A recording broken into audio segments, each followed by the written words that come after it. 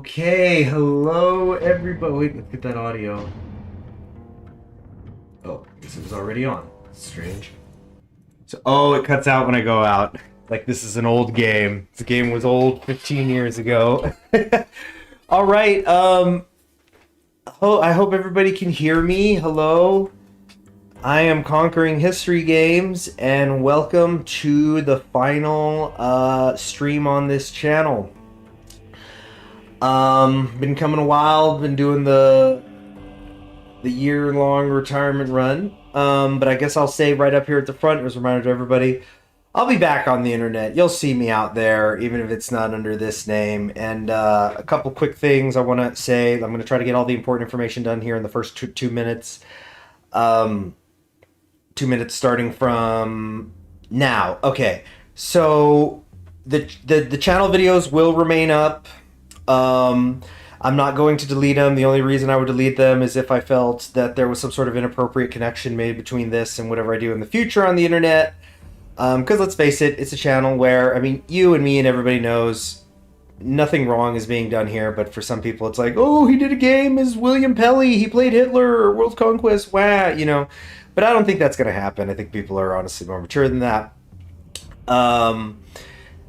The channel videos will not only remain up, but they will remain monetized. And the reason for that is I have set up, because I still get ad revenue on videos that I did years ago, and I'm always eternally thankful to you all for that. I mean, I'm not going to get emotional today. I'm going to really try. I don't think I will. I think it's happy emotions, but there have been times over the years that y'all paid my rent, and you might be saying, I didn't even super chat. I wasn't even a member or anything. Like, just watching, clicking that like, chatting, getting in the comment, all of that counts, and it adds up.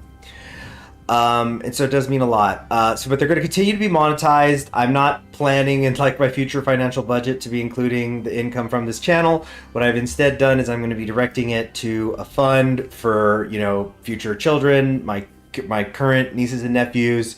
And then, you know, I'm gonna like maybe check in on it once a year, you know, and see what's going on with it. Maybe do a break off and like, yeah, one day create the Hearts of Iron 4 player scholarship or something. And again, just thank you all for all of that. I'm not going to say what I'm going to do next. It'll be history related, obviously. Something a little more formal, something a little more serious, but we'll have fun over there too.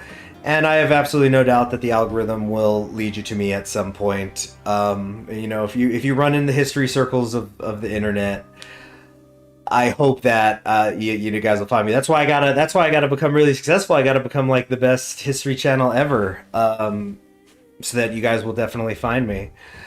You guys and girls and everybody else. Okay, so I think that was about 2 minutes. Yeah, so that's the gist of it. And wow, a whole lot of comments are backlogged already, so I need to, and I'm going to try to say thank you to every single person who I see chat by name on this last one. So first, Dutch Vanderlind, thank you for watching. It says here, I won't be able to show up for the stream due to my time zone. Okay, so yeah, this was before I started streaming. I won't be able to show up for the stream due to my time zone and the time being late. I didn't watch the channel for a long time, but seeing you ending your story on YouTube makes me sad. Wish you all the best, friend. I hope you make a comeback one day. Your Crusader Kings 2 series with Rome will always be a great memory. Well, thank you very much. That means a lot to me. And yeah, I'm gonna make a comeback. It's like, you know, think of it like, I don't know, I'm leaving like how Daniel Day-Lewis left after Phantom Thread, where it was like, the last movie ever, he's never coming back. I knew that was BS. I knew it was from DM1, but I get it, the game's the game, and now he's back, you know, and wow, he's back and he's working for a family member's project. It's like he had this planned all along. It's like he left to go spend time with that family member before they became adult, and all that. So yeah, I'll be great. And then in the CK2 series with Rome, really great. The Alexius restoration, definitely one of my favorites. Technically with an asterisk, I never finished it. It needed like one more episode because there was like the possibility to become immortal. But I think it kind of was ultimately for the best that we didn't happen. So it could always be the like, oh, and then at the end we could have become immortal. But that was an amazing campaign in so many ways. One of which was, I remember we got off to such a hot start because I had managed to pull off getting marriages that made England and France part of my empire super quick. I think that was like in the first 50 years of the game. We just swallowed these two enormous kingdoms, which, you know, in theory would have become like real problems late down the line. And so I was on Easy Street, and then the treacherous Catholics, you know, it's like, hey, Doge, I don't think this ship is going to Jerusalem. We ain't aiming for Jerusalem. As they, you know, make their way into Constantinople, towards Constantinople, right? But that was, you see, like right there, I just made that joke. Everybody here knows that's a joke about like treacherous Catholics. But like, gosh, can you imagine one day it's like, oh look, we got the soundbite. We got the soundbite. I guess people don't even need the soundbite anymore. You got AI, right? So you could just mimic anything. It's anyway, but I remember I think that we lost that crusade because like the whole dang Catholic world was coming down on us, and I think we were also in the middle of a different war, so it was just this possible situation. And we lost, but then we eventually came back. We won. We had a lot of good rulers over the years. And that was a really, really terrific campaign. Everybody, you got it. There's certain Paradox Interactive things that, like, obviously the joy of them is that they are so, they don't really have limits. You can play the game however you want, in whatever style you want. Role play different concepts. Like, you don't have to always become the Holy Roman Empire. You could directly, like, I want to do a game where I'm the Duke. But all of that was really, really great. And but it's like when you're doing a Paradox Interactive game like CK2, you have to restore Rome at least once. By the way, you probably just heard me. I'm just fiddling with a lighter. You know, I got to light up a little one. You know, I have these cigarillos I've had for years. Usually, I'll just have one at New Year's, but I feel like it's a big moment, so I got to do that. But anyway, that was a great campaign. All right, next thing. And so anybody who's towards the bottom of the chat, I haven't gotten to y'all yet. Okay, next up, Lorax Guy. Thank you for being a watcher. I haven't been watching the streams lately, but I haven't been watching the streams lately. I have super fond memories of watching your videos when I was in my last years of high school. It was a tough time, and you made it just that much better. So I really appreciate all the time you spent and all the hard work you've put in. Well, thank you very much for all that. That's very complimentary. And I'm really happy to hear that, because you know what? You need something to get away from. It's like, you know, something I noticed. You were talking about like high school. But I noticed with like kids in late high school or in college, they can get, and I think it's actually a really great thing. I think it's what separates people who are the truly educated, the ones who understand the importance of learning, and I mean that more than grades, you know. And they're the ones who, like, when they're sick of school, when they're burnt out on it, when they're doing some BS, like something like, even when you're young, sometimes, you know, like, this teacher's giving me bullshit, you know, or whatever. Excuse me the cursing. I'm going to try not to curse, but whatever. Oh no, I'm going to be demonetized in the last video. But the ones who will, like, watch videos related to educational topics, even beyond it, so, like, you know, math majors who just for its own sake look up math theory and things, and they're blowing off their polynomials, you know, reviews, because they're like, I already know this stuff, it's just busy work, I don't like it, I don't care, so I'm gonna do this instead. But also, you know, the way that it gets away from it. And dang, I want to talk about what I'm gonna do next, but I need to let it build on its own. So something I guess I should also say about my next project. I haven't really told, well, a couple friends I've made oblique references to it, but essentially, like, this is something I really, really, really want to try to do and work on my own. Like,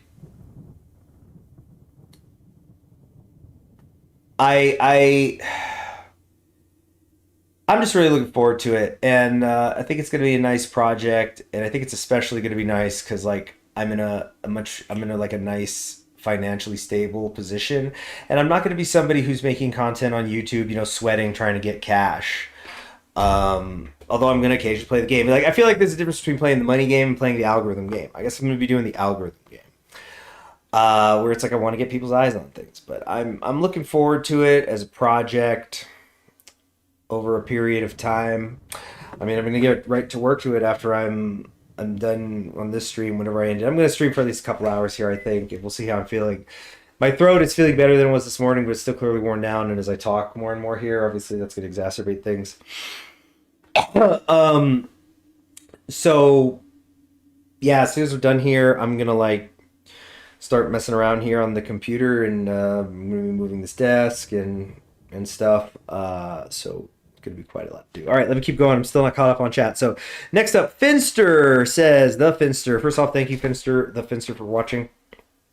Honestly, it's sad to see someone leave YouTube for whatever reasons. I'm not someone who follows a lot of people, so it's harder for someone who I subscribe to know they're leaving. Whatever you do next for me, you touch many people's lives with entertainment, and that's something you should be proud of. Well, thank you very much. You know, something I've always said has been one of the most amazing parts of this experience is seeing people who developed mods that I ended up playing on the channel talking about it in spaces where they didn't know I'm looking, right? But talking about like, oh yeah, Conquering History Games, he got me really into like this subject.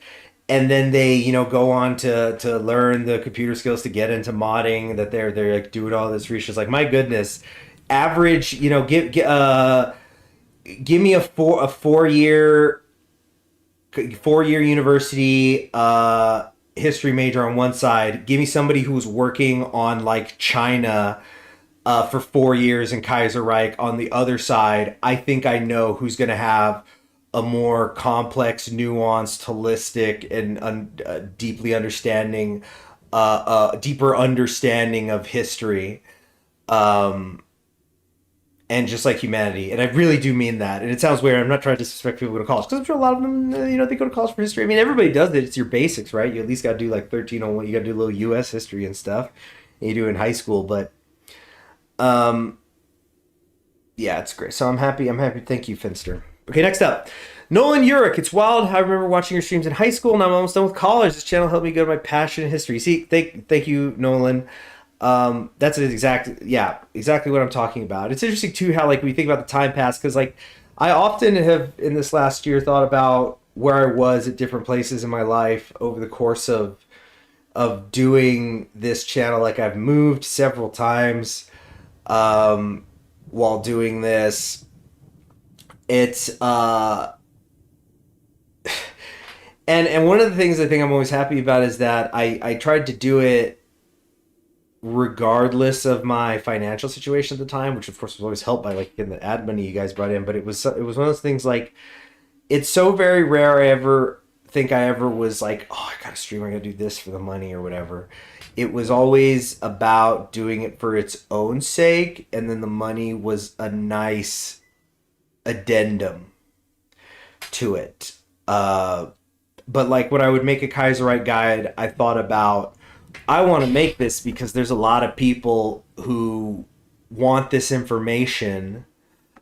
And so I'm going to put some of my time in so that there's a boom reference, you know, people can like look these things up, especially because these are like grand strategy games. A lot of these games, there's moments where sometimes if you mess up and you need to reset, you're going through like a series of steps you've already done before. So sometimes those early parts when you're playing a campaign could be boring, or not boring, but it's like it feels routine. It's something you got to go through again.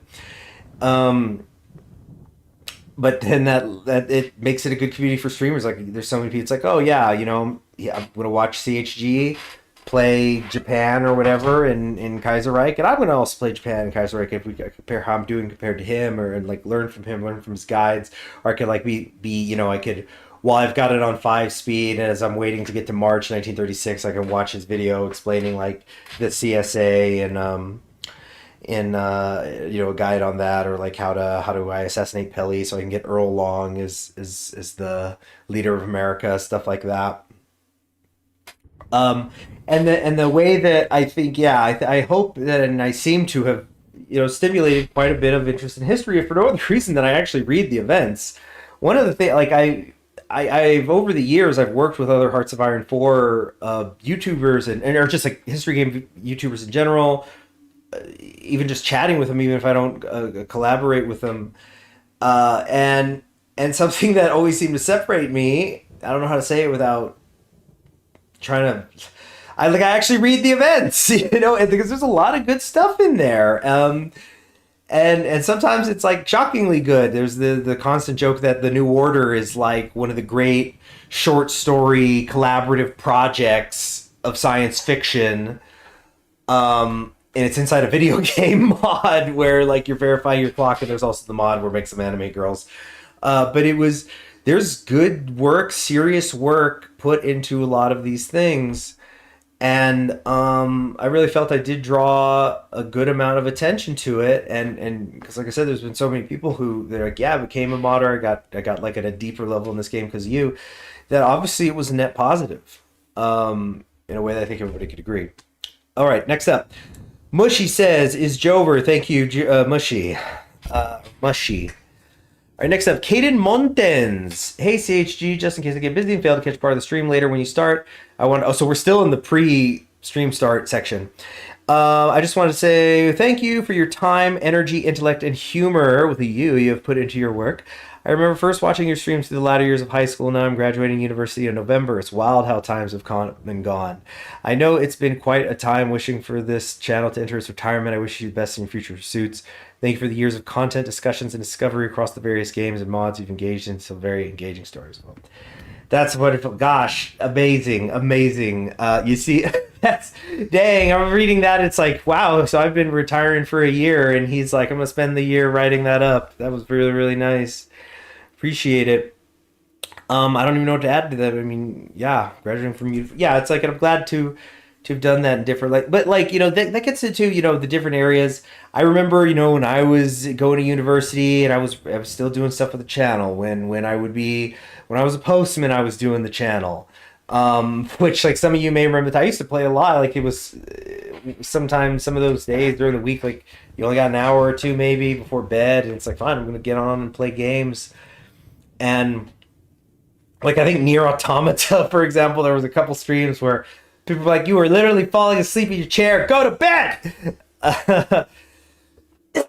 Because I couldn't, just too tired to stream, or I'd say, I gotta get off for half an hour and nap, and I'd be back and stuff like that.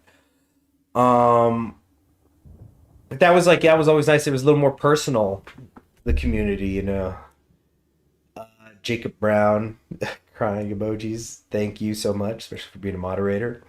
Lucky Plank says, yo, thank you, Lucky Plank. William Blowers. Oh, yeah, William. I can never forget William Blowers going on a tear in the comment section during when they redid the Second American Civil War. It was around when they made it mandatory. Actually, I think it briefly wasn't mandatory, but then eventually they're like, it's got to be mandatory. And I've always agreed with that decision. I've always understood it.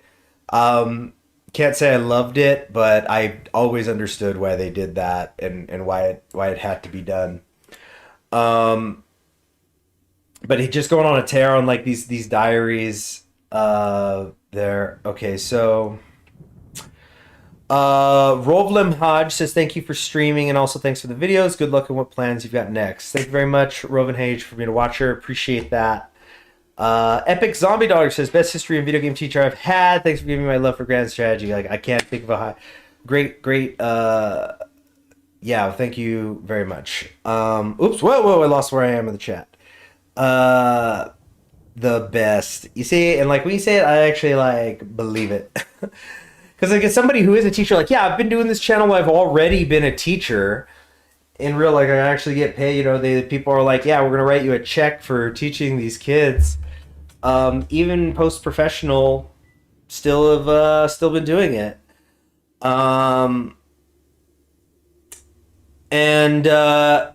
Okay, so pray to the algorithm gods. Yeah, they're gonna or the algorithm devil. I like, my goodness, like to use, and I'm because like as you guys know, I've never done a face cam. Deal with it. But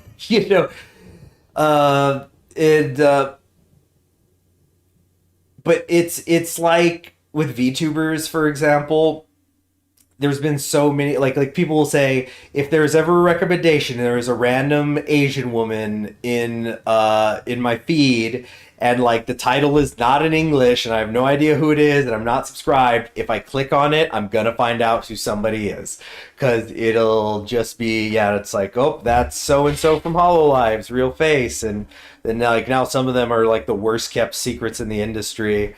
Like I'm not going to say the names of their alternative personas, but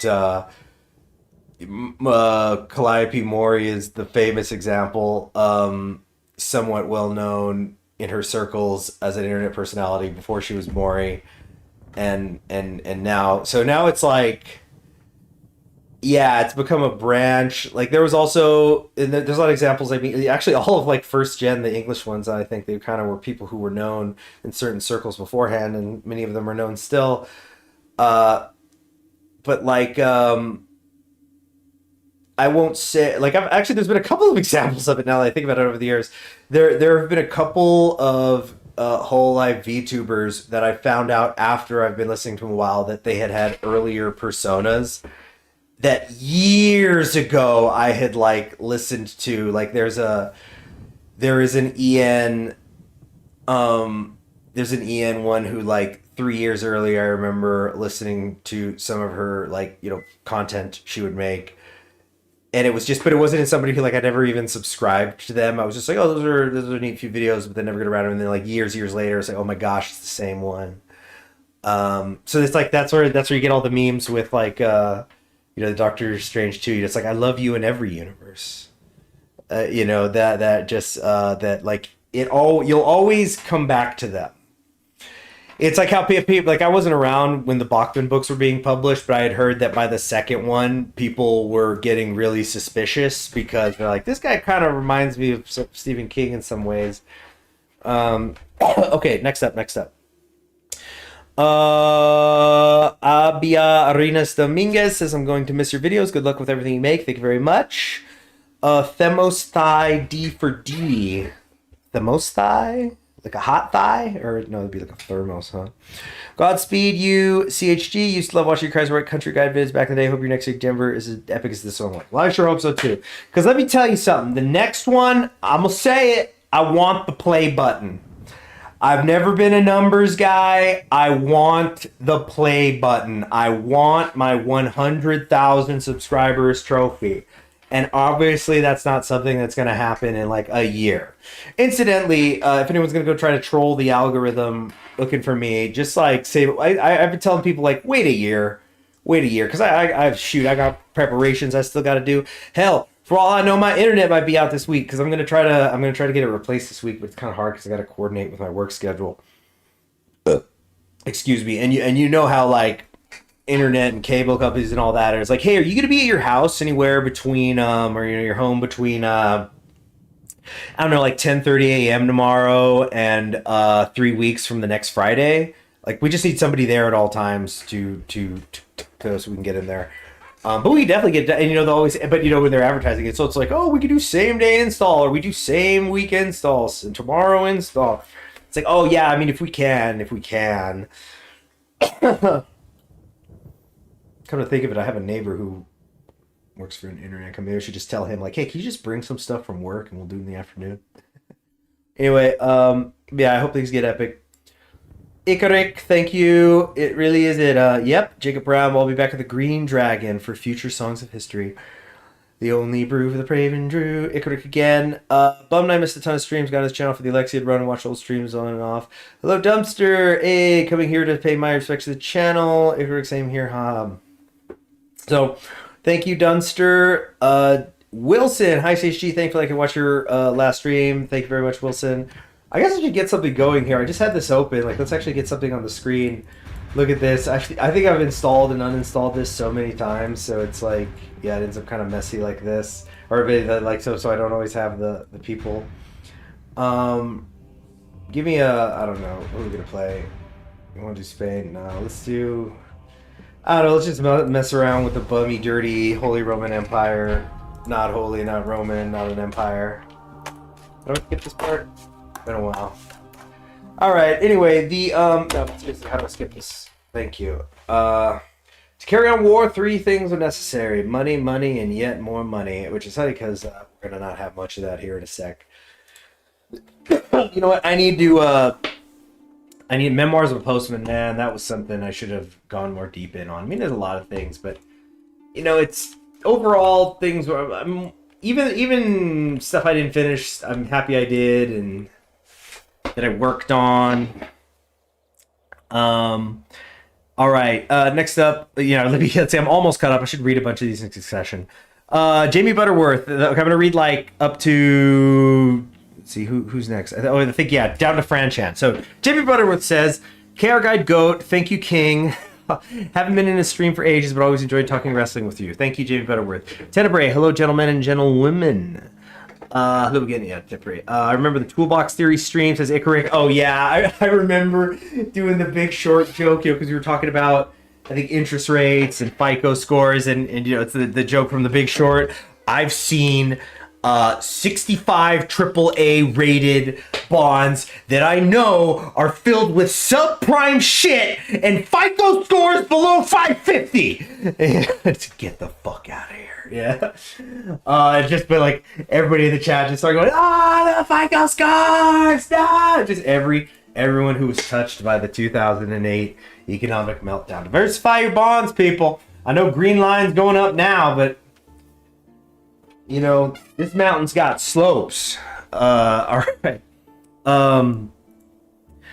Let's see. Fran Chan says, actually managed to stay awake. Again, happy to have worked with you. You did a lot of good vids over the years. Hope whatever you do next is working for you. Thank you very much. I think it is going to be. Oh shoot, I lost my slide again. Remember Postman days, Memoirs of Postman. I'm sad there's no more Moerike videos. Yeah. Andrew Dos Reyes, sad to see you go. Like streams you caught him definitely during my Kaiserreich hyperfixation. Still a bit confused why you're killing the account. I pretend to come back to support you. Well, I'm not killing it. It's going to be around. But I'm just I'm leaving it. I just want to do work under diversifying, man. Tenebrae, the grinding of CHG's free sales. F15 Studios, thank you. Damn, time flies. Your Kaiserreich vid helped me understand the lore. Oh, yeah. Does anybody remember my April Fool's J? The thing is, there would be so many things I would put time into just for my own amusement that nobody gave a crap about. I mean, that's actually too much of an exaggeration, but it was like, I remember I did the wait, hold on, let's do this. We're just gonna go around conquering some stuff or whatever, this is some sort of conquering history games.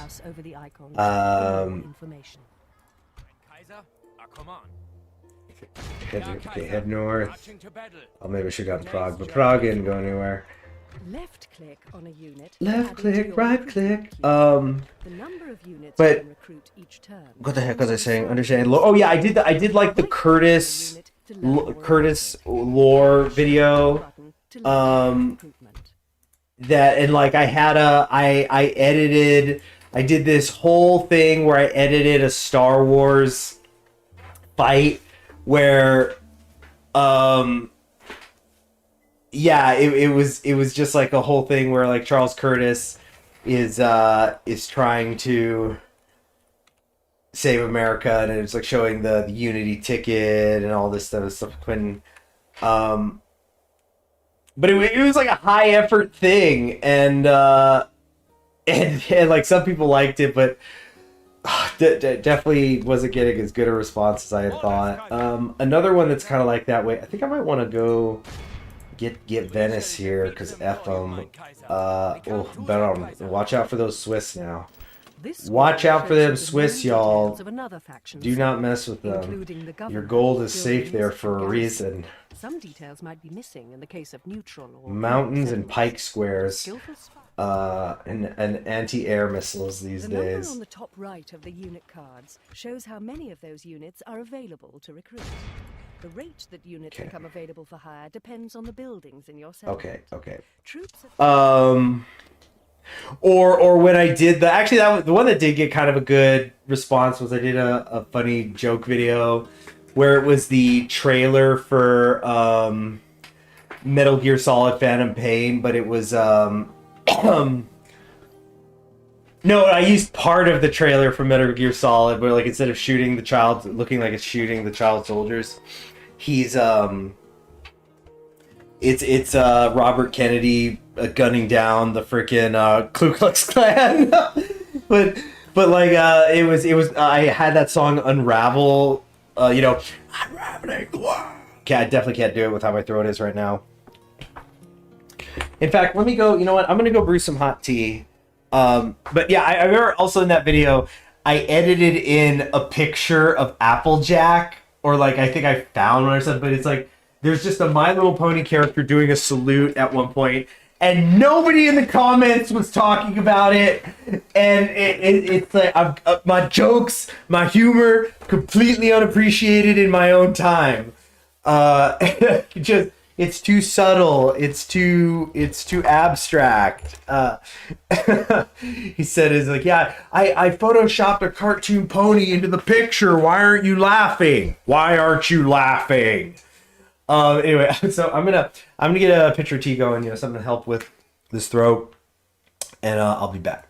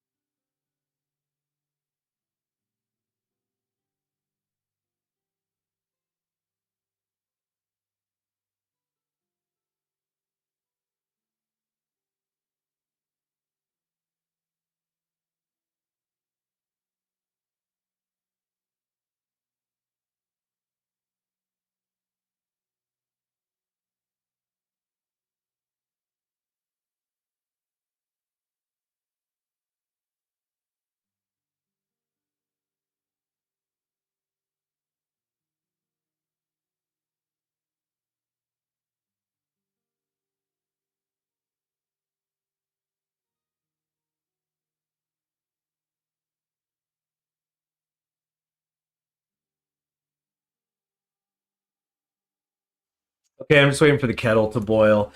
All right, let's keep going down here. Aurora Sleep says, thanks for the video. The Alexius videos were part of what inspired me to get into classics and read the Alexiad.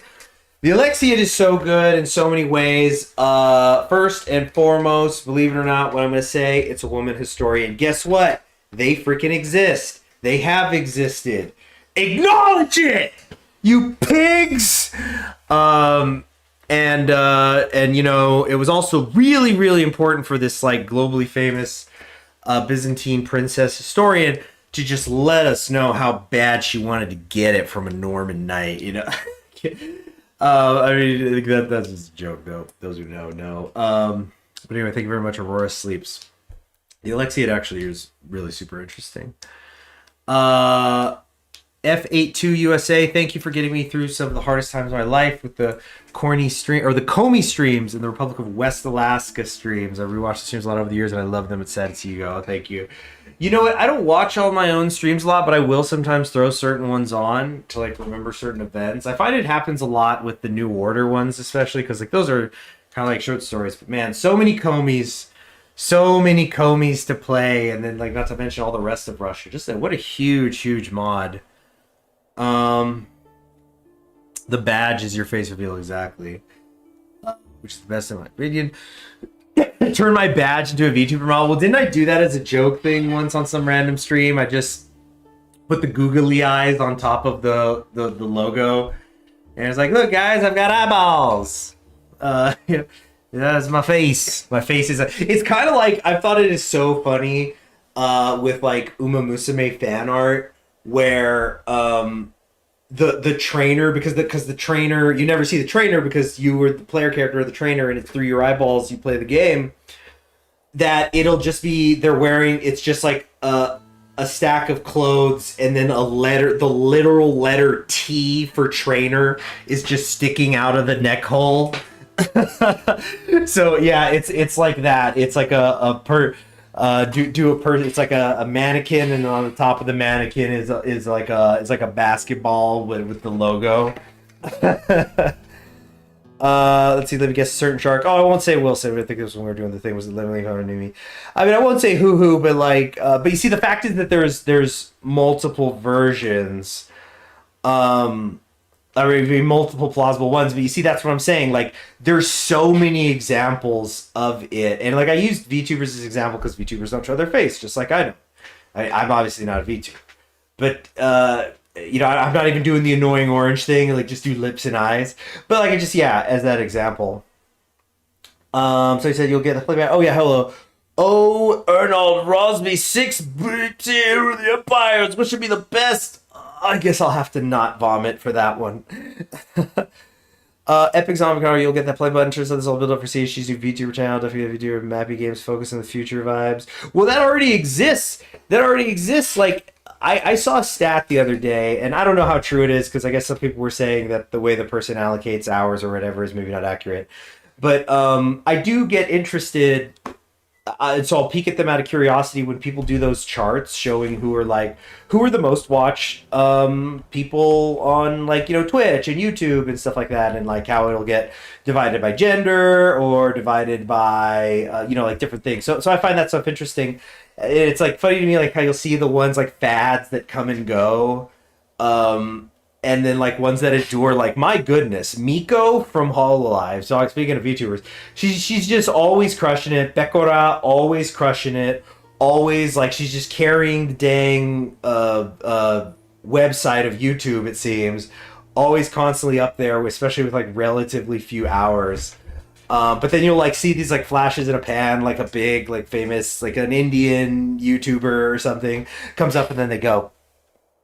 But anyway, I tell you that to tell you this, that Cleo from, I don't know what company she is with, but Cleo, was this well, what she still is. She was a professor, and please somebody who like watches her full time or something, correct me if I'm wrong, but I think her story was that like she was literally a history professor.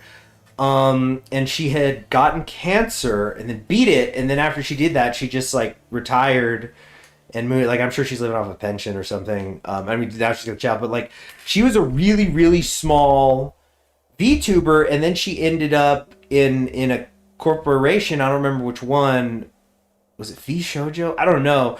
But like, obviously she got some resources behind her, and apparently she is now like one of the top 5 most watched VTubers on the website. And what does she do? She plays fucking Europa Universalis. Who would have thought? How times change, huh?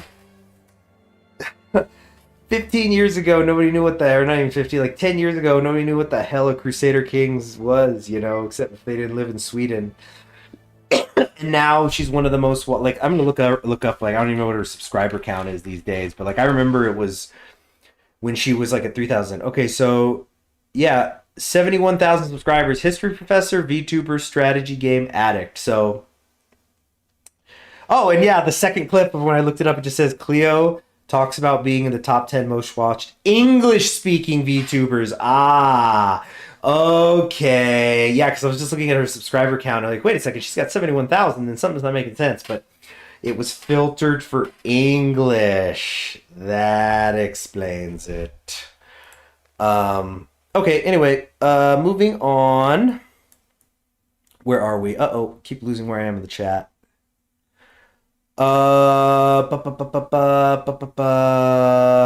Memories. I enjoyed LA Noire, the parts where he flanderized the Irish guy. Oh yeah, LA Noire. That was fun. That was nice. Really different game.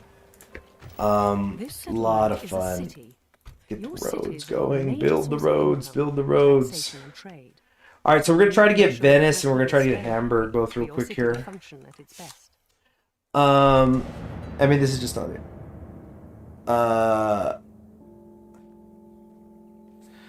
Let's see here. Jeez. Oh man, the chat is moving along faster. FaZe has a... Wait, I recommend Divide and Conquer, Lord of the Rings 2 mod for Medieval 2. Oh, I played that on my time. Thank you very much, FM 15 Studios, by the way, for being a watcher. Hold on a second here. Wait. Consider the balance of the agreement at hand and accept or reject the offer by using the buttons at give the me bottom of the some screen. cash, Venice, before I take you out. Take you out.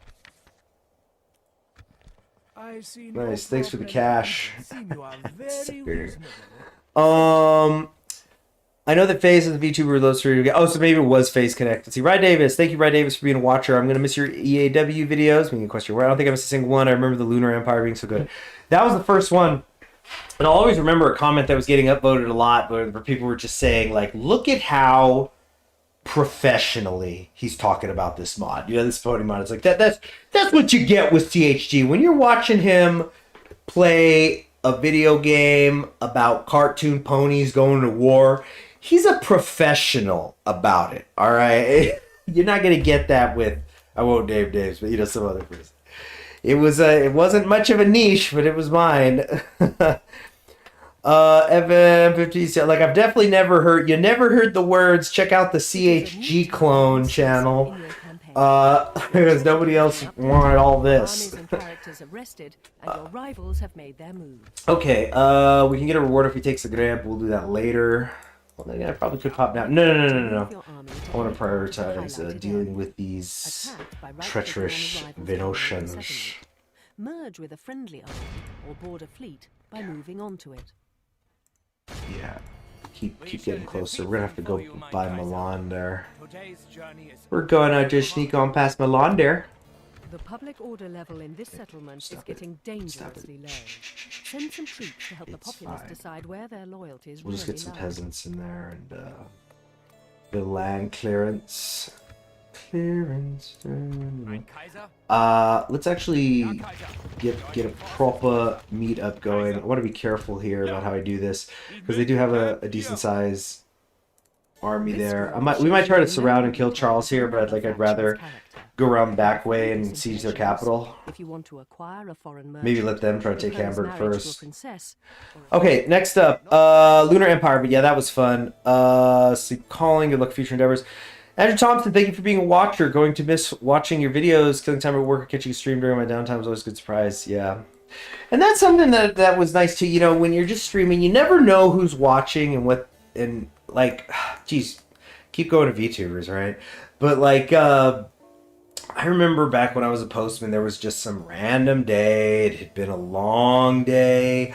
The day was still not over. I was like the sun was over the horizon. And I'm getting gas because the vehicle's running out and we still have more to do. Like, I'm about to go pick up more stuff. And I just, like, I went to my phone to, like, I just gotta get some different music on or something.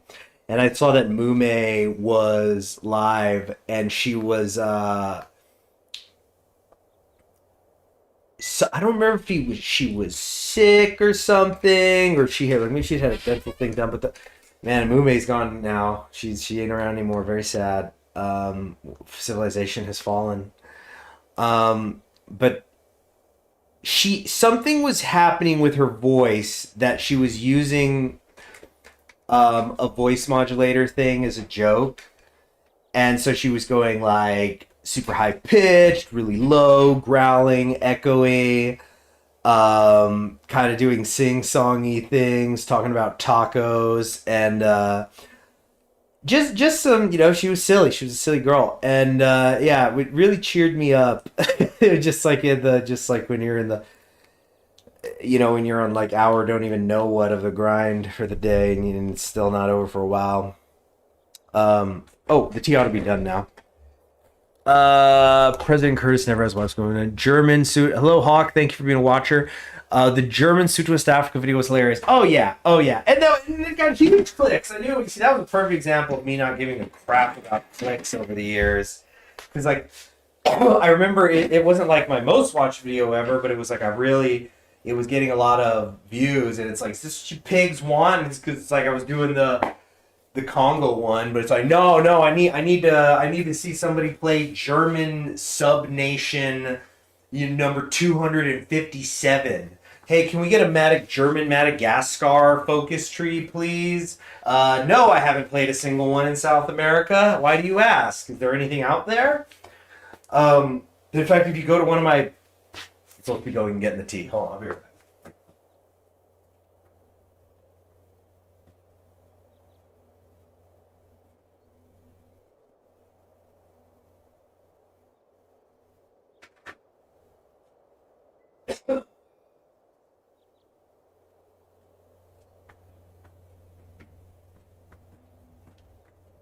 Okay, tea acquired.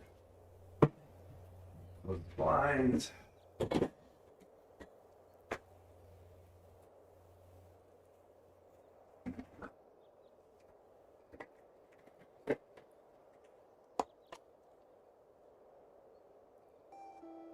Okay. T surrender, try the chill night, Sudos Africa. Teal wonder why they fear the night, why they fear the dark. Hey, GVS says, hey man, why are you leaving? I want to CK2 your CK2 command. Sorry, GVS, but thank you for being a watcher. Cleo, the history VTuber from FaZe. U4 went mainstream on streaming. She streams for a long time. She just catches a lot of European views in addition to Americans, so the algo boosts her. That's why you're not wearing a beret like Cleo. That's what made her popular. Such a joyride when Mr. Money and Lucien decided to pull mafia side liquidation of the VP and secretary. Yeah, forever missed that L.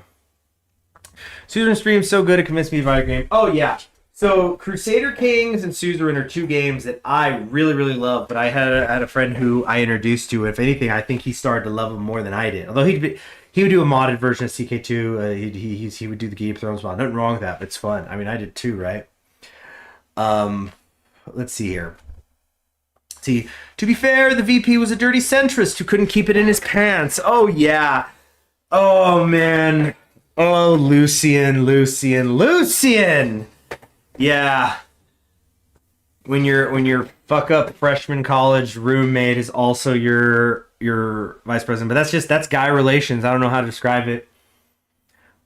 It's like so like there's a movie I really, really like called Sideways with the wine ones, and there's a part where there's only like 4 characters in that movie. I think there's more, but it's only really about 4 people, and it's mostly about these 2 guys who are going on a wine country trip for like a week, and one of them has been lying to this woman, so that woman's best friend starts to give, basically it's one guy did a woman wrong and their 2 friends are now arguing with each other about it, and the guy's going, you don't understand, I'm his, and you kind of sense like he's gonna say like I'm his friend, but he's like I'm his freshman college roommate from San Diego State. Like, you gotta respect that, man. Players were lobbying against the voters. Well, yeah. Chris Hero says the YouTube algorithm actually worked for once to bring me to the stream. Before it's concluded, I want to say thank you for all memories. Wish you luck on your new channel. Thank you very much, Chris Heroes. Appreciate that. I wasn't streaming, but at least make some song vids now and again. Always good to hear she's doing well. Yeah, she does. And she always was such a lovely singer. I think Mume is and was such an amazing singer. I don't know if I'd say she was underrated because she did have her appreciators. I sometimes felt like she was almost self-conscious about her own voice. And like I remember when I got the notification of the Stellar cover she was doing dropping, I was like overjoyed. I was like, oh my gosh, this is gonna be amazing. This is exactly the kind of song I need to hear her belting it on. And then she did the auto-tune thing, and it was clearly, and I'm not like trying to be accusatory, I think it was very clearly because I mean that's how it's like sometimes you do auto-tune as like to create that, you know, effect, you know, like Kanye. Oh, that's a guy I haven't heard about in a few years. I guess that's a good thing. But she used it and I was just, dang it. But well. Well, just some hard word hell. Yeah, the hell things. Yeah, that all ended up being very sad. Very sad. Okay, let's play this game a little bit, shall we? We're just gonna send somebody out here. I want to kind of just get some eyes on where the Polish are. Polish already moving into Thorn.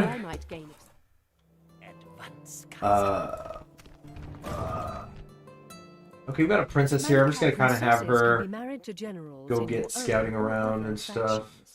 Your princess can marry foreign leaders or heirs to cement an alliance. Marrying a general in your own faction will increase his loyalty. She can also attempt to lure a foreign general into so we don't really have any movement options here. We have a bishop. I guess nothing the bishop west to scout that way.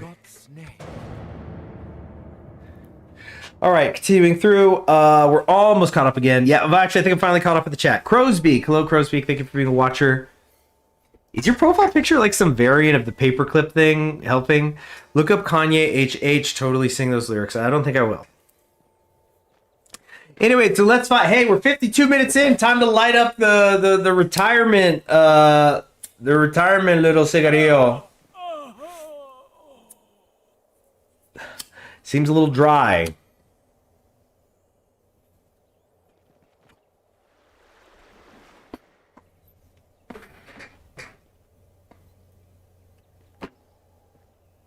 Ah, smoky. Being very sarcastic. Yeah. Those says, thank you sincerely for all the videos and really comfy streams. Thanks for getting me into Tarkovsky films and composers like Rachmaninoff and Shostakovich. You have good taste. And they give it up to the Russians. Tarkovsky film. Well, geez. I think, was it just this year? I think it was actually just this year that I started to get into Tarkovsky. I'd heard about him obliquely. Especially Andrei Rublev. But yeah, I saw Stalker in February. I think it was the same night that Luka got traded from the Mavericks. And then you know, most of his films are freely available on YouTube and in other areas because they were Soviet films. You know, they're Moz films, so you know those communists are always trying to give stuff away for free. And so I think I watched all of his films in like 2 weeks. And just incredible. Stalker was the worst one. Even that one was good. Greetings. I come bearing word for you today. I'm gonna offer you some information. Give me some cash money. It says they are very poor. All right, come on. You got 1,000 florins for a map of Nuremberg. Says it's balanced. Oh, well, hey, they took it. Well then, my lord. Yeah, the Russians do have a lot of things. Well, the thing we have to understand about the Russians is, especially during that Victorian age, there was that group of the five who they were these composers who I think it was like 10 years in like the 1860s, 1870s, that they were collectively collaborating and deliberately cultivating this Russian-specific music scene. 3-star command? Yeah, I'll take him. Look at that, number one military. Russia's doing the best financially.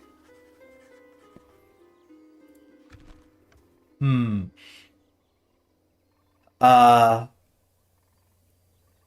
but yeah. So you had like Tchaikovsky and Rimsky-Korsakov and whatnot all working together in this really active way.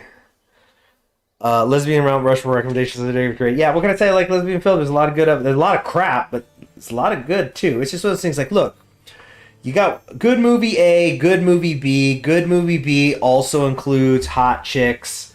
Pretty easy decision.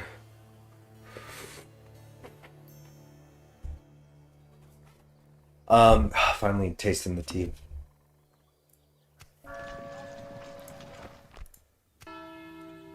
Wilhelmus von Dusseldorf has married Agnes von Dusseldorf.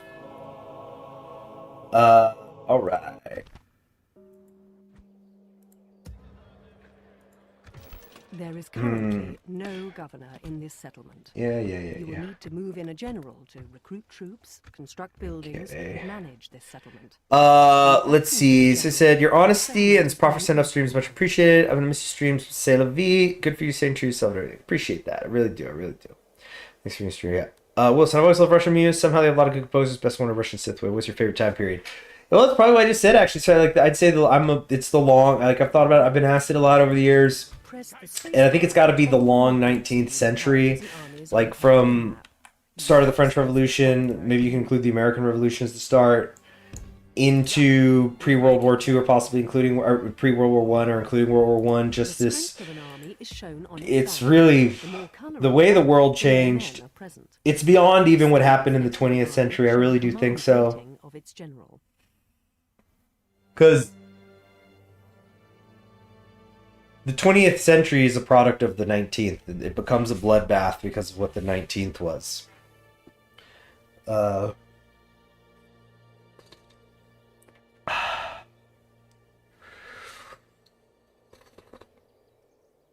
So much to cover. There really is.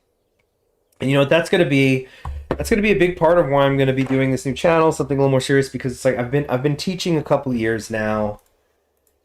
And it's rewarding, it's engaging, but the fact is, it's like think of like an artist who's annoyed he has to like get tutors to teach to draw to pay the bills. It's like I'm going over, you know, like high school level stuff. I know this inside and out and all around. And so while it could certainly be stimulating for the students, and it can be for me, the fact is, it's like it's not challenging enough. I want to go deeper. I want to go. There's projects I've been wanting to do. Just yeah, just a whole lot. Okay, boom, we're on the bridge here. This is extremely precarious position I'm putting myself in here. And I'm gonna pick up some mercenaries here. These mercenary crossbowmen are so freaking good right now in this early game. So between this, the cavalry, and the dry, I think if we get in a sick bridge battle here, we've got some possibilities. I'm just gonna try to move in. The Venetians, I think, would have to be idiots to not know what's happening here right now. When moving around the map, it is important to be aware of.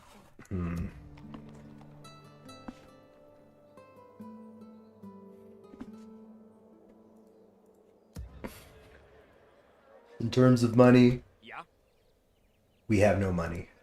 They're going to try to take Hamburg here. I think Hamburg's got a decent garrison too, so they'll break against it like water on rock. Oh boy, this is some dry cereal. Dismiss the nun. What does she know of warfare? Yeah.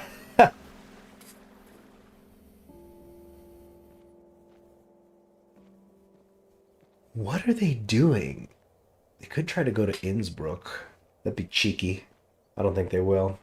I don't think they can. I think I've got 2 militiamen and some peasants in there. I think I could easily deal with whatever they've got. Let me hit this tea. So I don't even have plans. Like I'm gonna stay on for another hour. But I'm basically just here. It's like, hey, come in and say bye if you like. I want to say thank you. Oh, here we go. Like James Brooks. This is the last stream. Wow, back that I used to watch all the time. Godspeed in your endeavors. Thank you very much, James. You see, stuff like that. Yeah. And I appreciate that, James. Yeah, I gotta hit some chapstick on. So what are we gonna talk about? Let's talk about modern news. So let's not. Fuck that. Tell you what, I'm never gonna be one of them channels like, oh, we're gonna talk about the current news shit. One of the best things I ever saw in my time is like being a member of this Hearts of Iron 4 Grand Strategy community, whatever. It was the I think it was the 2020 election in the United States for president, the one that was between Biden and Trump. And it was election day or the day before election day. And the mods of like the Kaiserreich Discord or the New Order Discord, I don't remember which one it was, send out a mass ping to everybody saying, look, tomorrow is election day in the United States. They're going to be, doing their legislature and executive. It is going to be one of the most consequential elections of our lifetimes, with expansive long-range implications that are going to reverberate for years to come. And you can talk about it somewhere else, because this is the video game Discord. So, get the fuck out of here. Go talk about it in those spaces. We're gonna make other content as true finale. Yeah, this is the true finale. I think the only reason James Brooks I'd ever come back is like maybe like if it would be, we're talking about like a 60-second video where I come back and I just say like, hey, I organized this playlist here or something, something like that. I don't know, but making proper content, I'm going to be spending that energy elsewhere. The Longsword campaign, short, sweet, and comedic. That's the one where there's the three-way civil war, right? Or is that the one where the woman, there's like that Griffin woman who takes charge? Equestria at War has so much, a lot happening there. Papal States. I'm going to ask you for 2,000. It's both, yeah.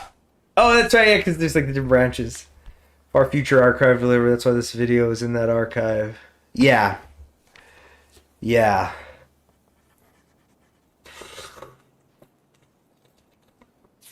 Yeah, I hope I never have to like private the channel or unlist it or something. If it is, hopefully it's like for a good reason. I mean, not for a good reason, but it's like, it's just like, oh, we got hired by the Smithsonian. He had to hide the freaking, Mittel Africa campaign.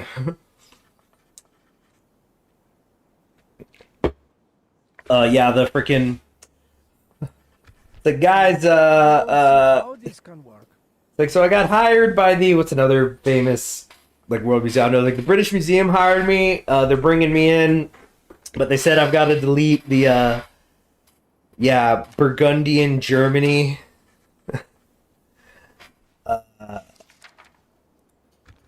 Mutually beneficial, yeah? You have further proposals? Very well, we are listening. It's like, well, you, the formerly known CHG, in your own words, Burgundianism is Nazism for people who think Hitler needed to quit being such a hippie.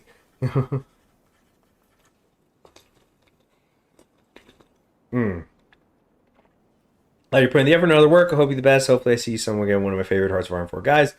I'll be saying during the dream. I appreciate that, Ruined Roast. Or excuse me, James Brooks. So I'm going to say, Ruined Rose saying, good luck on your future endeavors. Still sad you're ending. I know. We say I'm not sad because I know I'm going to be back. I guess that's why I'm the least sad one. Everybody else is saying, what's happening? I'll never hear from him again. It's like, I'm going to be back. I'll be back. Yeah, further patrol. I think so. Actually, can we form an alliance? Can I ally myself with the Papal States this early? It seems we have an agreement. Oh my gosh! This would be like super event achievement unlocked in like a modern Paradox game. Alliance formed between the Holy Roman Empire and the Papal States. Now I'm going to attack Venice and I'm going to say, yo, you helping? You can click on my portrait to dismiss a piece of advice or replay the last piece of advice. The buttons next to my portrait allow you to change the advice settings, zoom to a location on the map. Yeah, the Byzantine playthrough. There are more advice options on the game. CHG, worried about your past statements about Peronismo. Yeah, it's just, we've got you saying, damn Peronists, they ruined Peronism! About like 4 different branches of Peronism. We don't know, you seem to hate them all. You love and hate all the Peronisms like you love and hate. So like who was, like, what was her name? Michelle, what's her name? The president, hold on. Not the current president of Argentina. Hold on. Let me pull up who I'm talking about here. Because I'm forgetting her name right now. She also seemed to be kind of frozen. The president of Argentina. Features of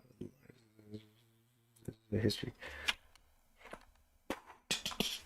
Oh, here we go. Executive. Current presidency. No. Line of succession. See, list of heads of state of Argentina. Presidents. Bartolome. Humberto. Hector Campora. Isabel Calderón, La Junta. Videla. Viola. La Costa. Puerta. Kirchner, Nestor Kirchner, who could forget? Here we go, Cristina Fernandez de Kirchner. And I'm just pulling this up on Wikipedia. Oh, that's a more recent picture of her. She's older now. She's, oh my gosh, she's almost 70 now. And a widow. But her, what was her political party? Political affiliations. Citizens Unity, but there was one, I just remember at one point on her Wikipedia page, the party of which she was a member, it was literally described as, so, whatever it was, so-and-so political party is like an anti-Peronist Peron party. Because like it's just so split. Didn't the current president of Argentina beat her in the elections? Was it against her he ran? I thought that she was done with terms. Let's see. I applied for the state library here. One of the questions he said, if I made money off social media and videos, is am I making political videos to make the library regret employing me? Thank you, Symphony System. Take care. A pawnbroker. They're asking if you got social media. That's so funny. I was going through some pawn shops recently for some stuff, and I had a little bit of silver with me, and just because I was wanting to test, it's like, I'm going to these places. Let me also test what the premiums are like. Like, what is going on? Are we screwed right now? If you want help, I think we're frozen. Frozen HRE. I don't even know what I'm doing. It's just something I have on, But it was around when silver was recently at 50 cents an ounce. So I was saying like, okay, how close are people going to get to that premium? And there was this one place I walked in, and this was not the worst price I was offered. But I said, oh, hey, if I had an ounce of silver like here, how much you could give it to me? And the guy said 30. And I just pivoted so hard on the ball of my foot. And no thanks. And he goes, 40. What were you saying earlier today about your cousin becoming homeless from buying shit coins? No. I was saying he did not become homeless. I was using that as an example of like he had made a bad bet. And actually I had multiple cousins who lost it on some money on shit coins.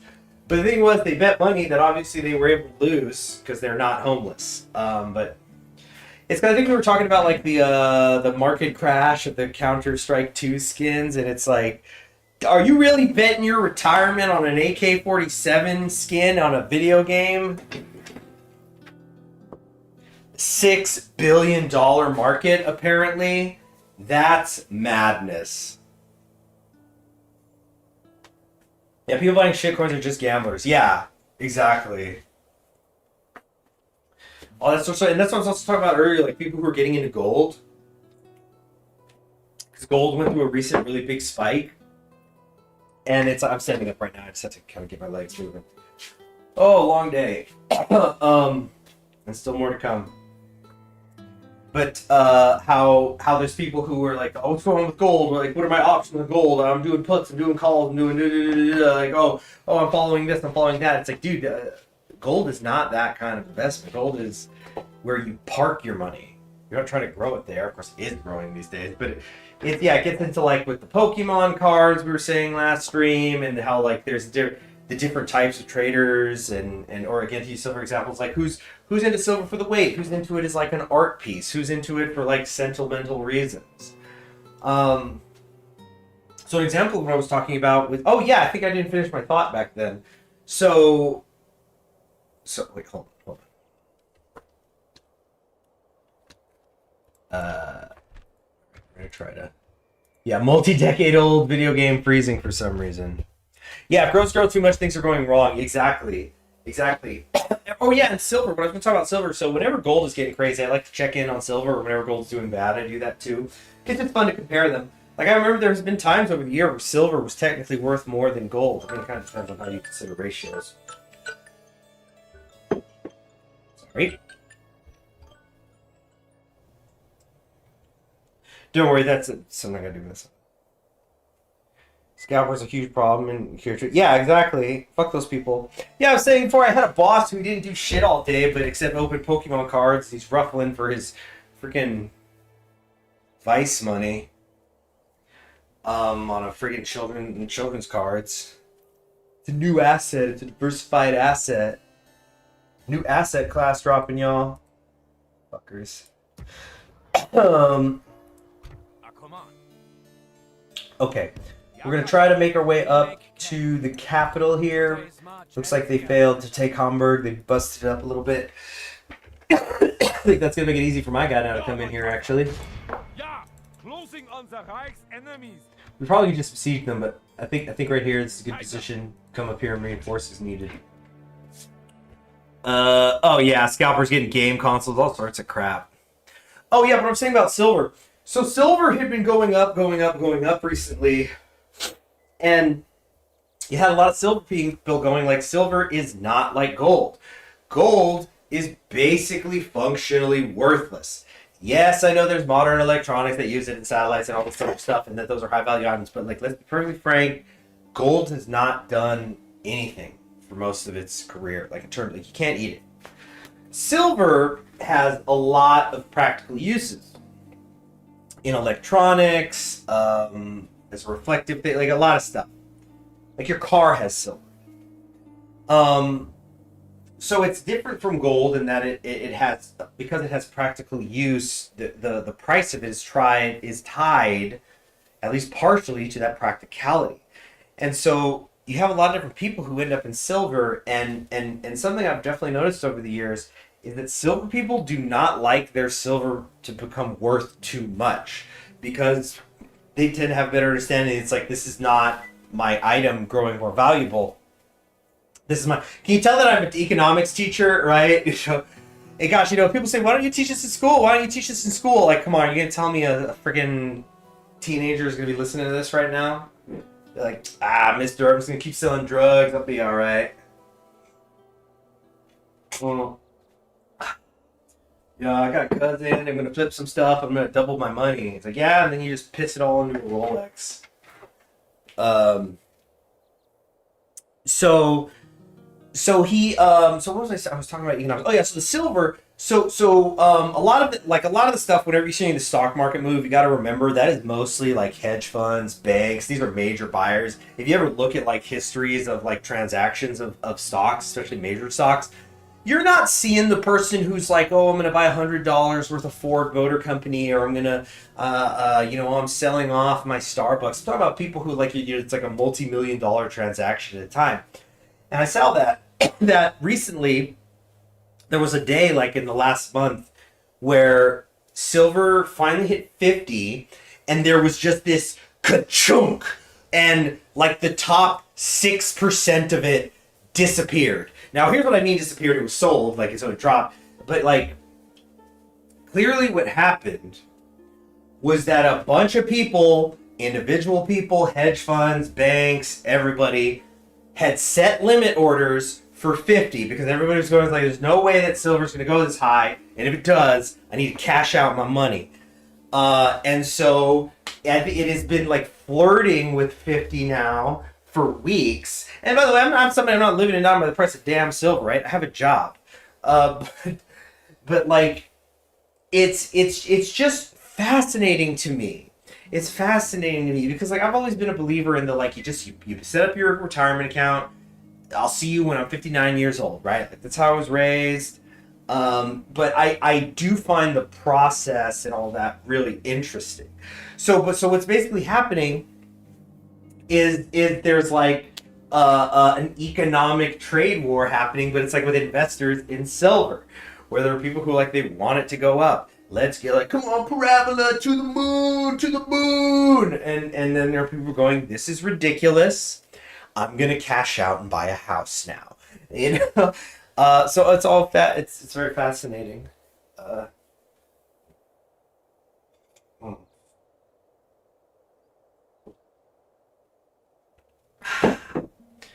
All right, there. A little bit, get some blood moving. Gold-plated swords are gaudy. You know, I always thought that when I would play that Lord of the Rings Third Age, the kind of Final Fantasy style turn-based combat game. I really, really liked that one. Use this scroll to construct buildings, recruit troops, and govern. I'll never forget the first time I ever played that game, though. I was This settlement is a castle. oh, I can't even afford roads. Your unit production So little center. cash. You're so broke. Castles produce So what's your investment portfolio look like, CHG? I mean, I'm just an index fund guy.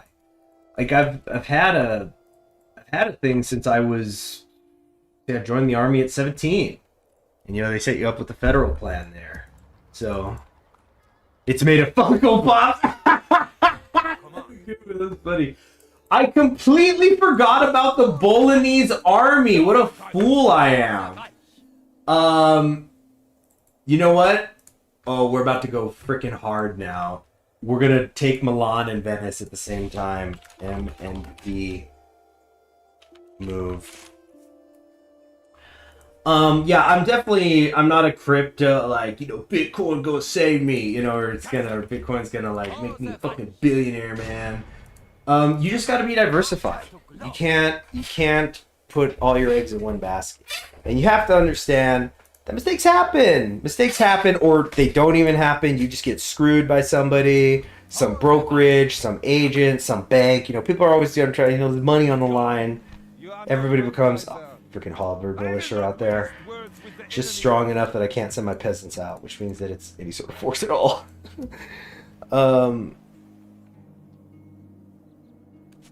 Let's see, this is the rant our king gives before burning Venice with the Pope. This was at the wedding, at the princess's wedding to the general. Yeah, the king's just like, I'm King CHG of the other, no, Emperor CHG, because it's the Holy Roman Empire we're playing.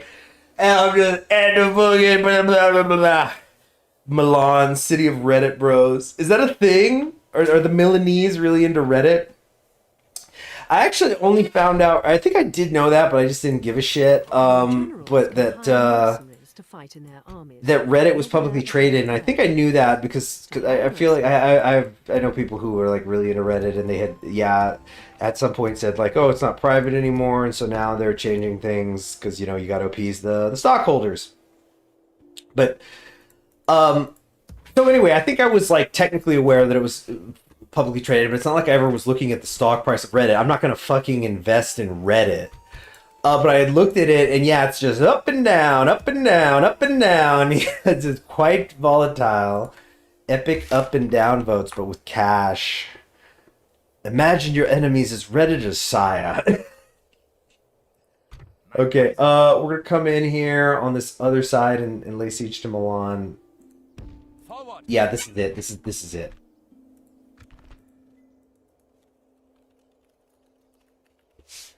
Here we go. Turn your entire army into mercenaries. That'll go well. Quite a chunk of it already is, yeah. Alright, Prince Henri. When attacking a settlement, you must either have siege artillery in your army or construct siege equipment on the battlefield. Equipment that is unsuitable for use on a settlement's defenses is grayed out. The time taken to build is displayed beneath each item. click the Show Me How button. Show to me learn how. to siege equipment. All right. Kaiser. Ja, Kaiser. Let's see. Wouldn't mind a future series on your channel trying to search economic strategies by looking at historical examples of where our predecessors succeed or fail. Yeah, and that's the kind of thing. Like, I definitely am imagining. I've got plans. I have set plans. Like, I got my own personal little checklist of like, I want to do this, I want to do that. I mean, I'm gonna try to keep it under control. Like, I've got like. Let me put it to you this way, like when you're brainstorming and you're just like coming up with a bunch of ideas, and it becomes one of those things like, okay, well, realistically, what can I do? Because there's only so many hours a day. So there's going to be stuff that I'm going to experiment. I mean, genuinely, when the time comes for the next channel, it's going to be one of those things where it's like, I'm making a commitment to myself and to it that like, I'm going to work for a year on it. If I have 10 subscribers, I'm going to keep working. I'm going to still keep putting stuff out there, because here's the thing. One of the realities of content creating when you're on YouTube and stuff, like with Idiots or Art, is the backlog becomes so important. Let's say I spent a year and I'm like, oh, I'm to use the examples that you guys gave me. I was like, oh, I did this series of videos on the Great Northern War and nobody watched it. I did these videos on Louis the 14th, nobody gave a crap, or I talked about the history of Venetian doges, whatever it is. And like, nobody's watching and nobody gives a crap. But then one day, I'll hopefully make that video, that first video that helps you break the mold. And then people are going to go like, oh, or like somebody's going to go like, I like this guy's video. What else has he done? And they're going to go on the channel and they're like, whoa, he's got a lot of stuff. Where do I start? And, then they go to the playlist or they click something random or whatever. But the whole thing is that like, then there's this like backlog, which in its way also builds trust, because it's like, oh, this looks legit. Look at all this. Oh my gosh, he's been making videos for a year. Look at all these other things he's got I could listen to. And then they're doing that. And then one day they're listening and then they get a ding. It's like, oh, hey, the person you're watching right now is going live right now. And you build it. It takes time. Like, think about if I got one subscriber a day. Like, think about it. That's just somebody in the world who's somebody found me on the internet when I got, no advertising, just the algorithm, when you're doing those dirty early cold call days, you don't have, any relations yet. You're not a part of the ecosystem yet. And it's like, hey, who's this with like 25 followers? It's going to be a rough start, but you just build it up over time. All right. And who else have we got here?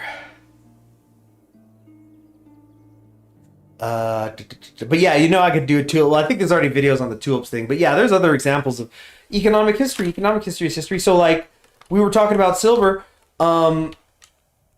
Like when it came, oh yeah, we don't have the map out there, but like when a lot of the European nations began trading with China, and like the 1500s, 1600s, China, because they wanted to kind of keep the Europeans at arm's length. They do stuff like, okay, we're going to meet in the Philippines, or we're going to meet along those coastal cities. That's where you're allowed to trade, and we're not going to take any bullshit fiat currency. We're going to only take silver. So like all that silver that's getting mined in Potosi is going, like, it gets mined in Potosi, and then it crosses the Pacific and it ends up in Chinese hands, and stuff like that.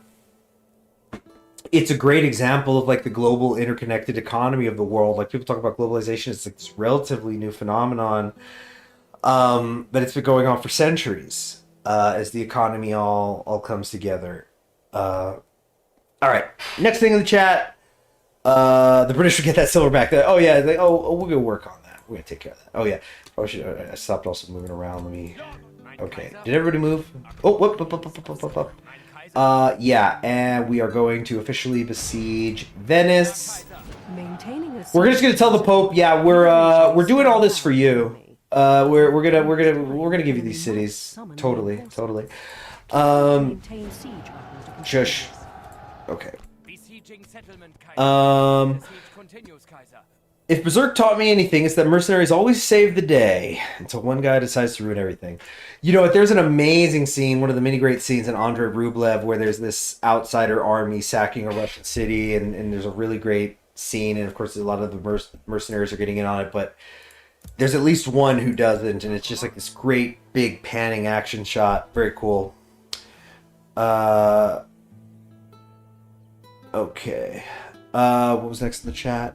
Guns Blazing, thank you for watching. Says, hope you have fun in whatever you do, and if you ever do return in the distant future, I hope you have fun with whatever you do. Yeah, I'll be back. It says, no word CHG, what's a girl to do? Thank you for being a watcher. 10 races British against Silverback. Old history you do not agree with. It's popular among the community. What? Is there a typo in there? I don't get it. And then Ryan says, let's just Durgle some Ferds. Durgling Ferds for 5 years and counting. Okay, yes, we're out of cash. So did I move? I think that was everybody's move. Send your army I haven't moved the spy. and they'll wait to ambush passing enemies. Who But else? beware, We're just kind of hidden scouting enemies can around. ambush Metz your is still armies in the same open. way. Servant. Yeah. Okay, I think now that's everybody. Okay, cool. Now we can end the turn. Where's that T? Where's the T? Okay.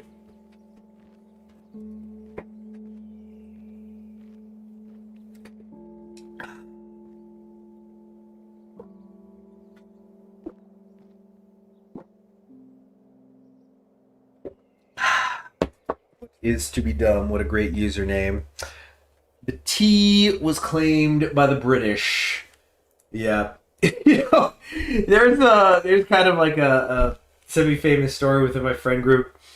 A bunch of us are hanging out one afternoon, and Jeopardy's on the TV, We come betting well. and or some game show, and yeah, you know, I don't think it was a Jeopardy. It was like a multiple choice thing, but it was essentially which of the following are the we're gonna trade map information for money.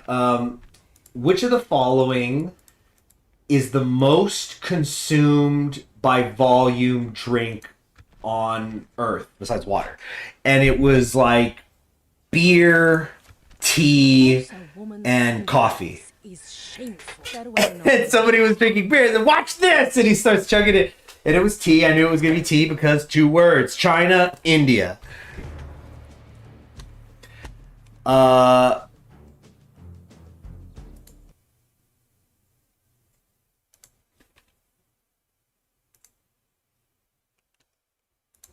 right. So we're getting attacked by the Milanese here.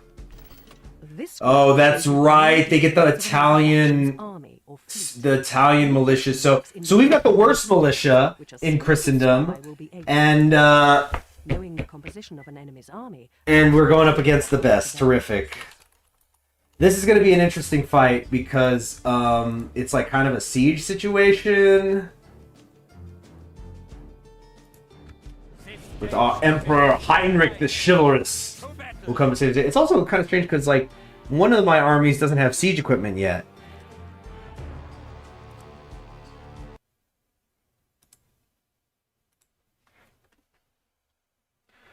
All right. Oh shoot! Yeah, that's right. It's not paused at the start. Well, I think I can pause it. Oh no, I can't. Oh wait. Wait. Okay. So I can pause it. Let's take a look at the situation here. Okay. So they're charging out in the west. The Heinrich forces are way out here. Let me group them real quick. Where's the music? Where's the music at? Do you guys hear how there's nothing? Oh, it's because when it pauses the music. Okay, so I'll just group this manually real quick. Oh, that's all I could do apparently. Was it G? Yeah. Okay. Cool. They're gonna have to start going to the. Oh, I can already tell you guys this is gonna be a fight at 5 speed. So I think what we're gonna try to do here, really quick, is we're going to try. All right, unpause. Let's try to get up here. And we're going to try to bait them out. And what I'm actually going to do is try to send my general in through the gates. That might be a bad idea, actually. I guess the question is going to be if... Whoa, don't run. Stop running. Wait. Okay. Halt. Start coming. For the first time. Alright, yeah, I don't want them to run across the city. They'll be exhausted. And makes them stop where they are. Okay. You could Oh boy. give them Oh an boy. order. Oh boy. This button is quick. Hurry up, Spirit Militia! Get in there! The enemy cavalry will be able to Shut up! Alright. Music's part of the expansion pack, yeah. All right, all right. Your missile We need units to will also back up. take Good thing we don't have guard hand-to-hand mode on. combat if needed. Select your missile units. Oh, hold down shoot. the Alt key and right-click on the unit you wish to engage in melee. Yeah, hold on a sec. Okay, so what I'm going to try to do, I'm going to try to get my Emperor here to go around.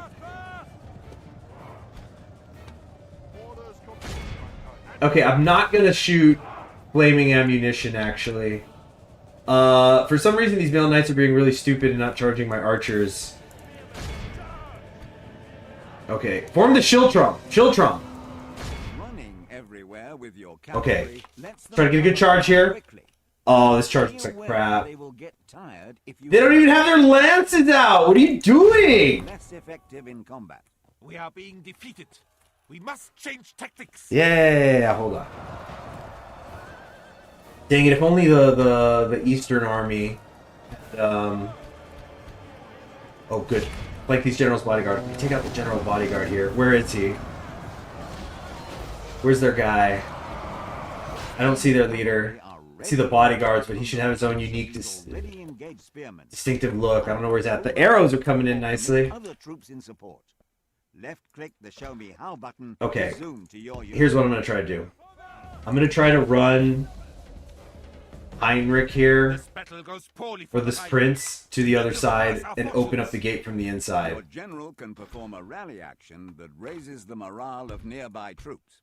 I don't know if this is going to work. Oh, no, both of our militia have already broken, However, so... if the enemy are pursuing Yep, the there they militia, go. they won't be able to rally. The good news is, though, my cavalry got through. Have you considered linking a new channel on CHG for a head start in views and subs? I assume no one you have new vids to send on their own merits by the putting naturally. Exactly. Yeah, I mean, call it pride or whatever, but I just really want it to grow independently, kind of prove myself. Like, I made the comparison to, There is often an like, advantage Richard in Bachman, ignoring right? more infantry Where Stephen King than was starting to wonder, guards. hey, are my books standing on their own merits, or is it just because, like, oh, yeah, that's the guy that wrote Christine. I'll read his next book. And it's not standing on its own merits.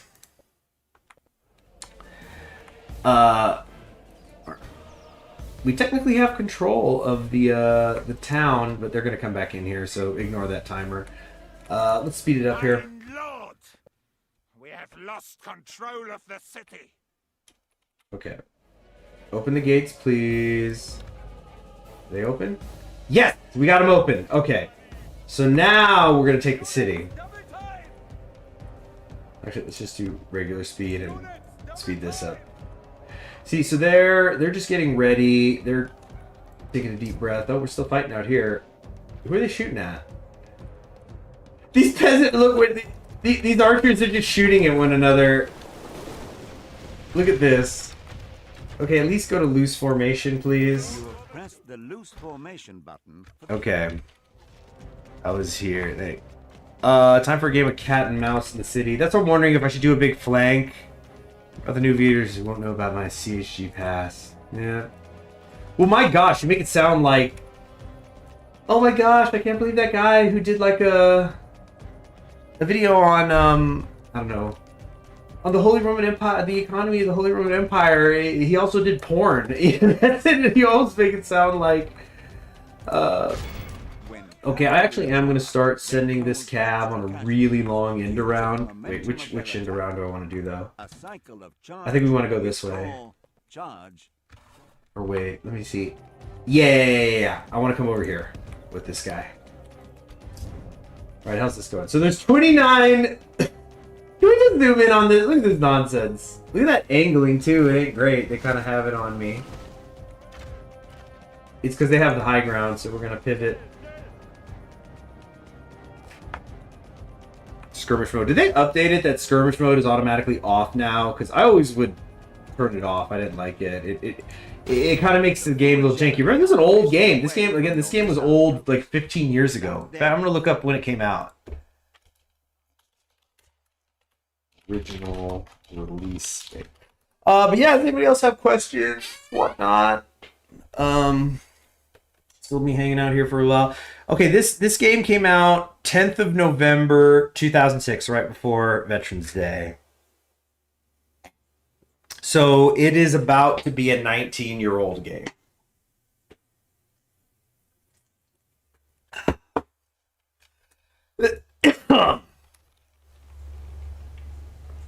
Didn't mean to make it sound more ominous than it is. Yeah. Then again, these days, people are like, oh, that's cool. It's like, yo, did you know that, you know, so-and-so, the new history guy, he used to have an OnlyFans. It's like, oh my gosh, he was like doing nudes? No, there wasn't even like nudes. It was just like, he just had it and would post pictures of books.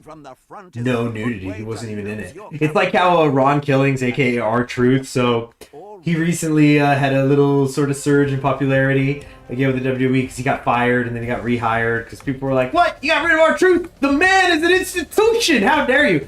But I guess whenever that Twitter migration was happening in the world, wait, hold on. Stop. I think, I kind of want to send these guys on an in round, but not really. So what we're gonna do is we're gonna have the General's bodyguard. I want you and you to come over here. Yeah, group together. We're gonna have them come around to here. Oh yeah, how are we doing on the time? Oh, plenty of time. We're good. And is that true? No, it's not true. I'm not on. Oh, you mean the R-Truth thing? Oh yeah, that is true.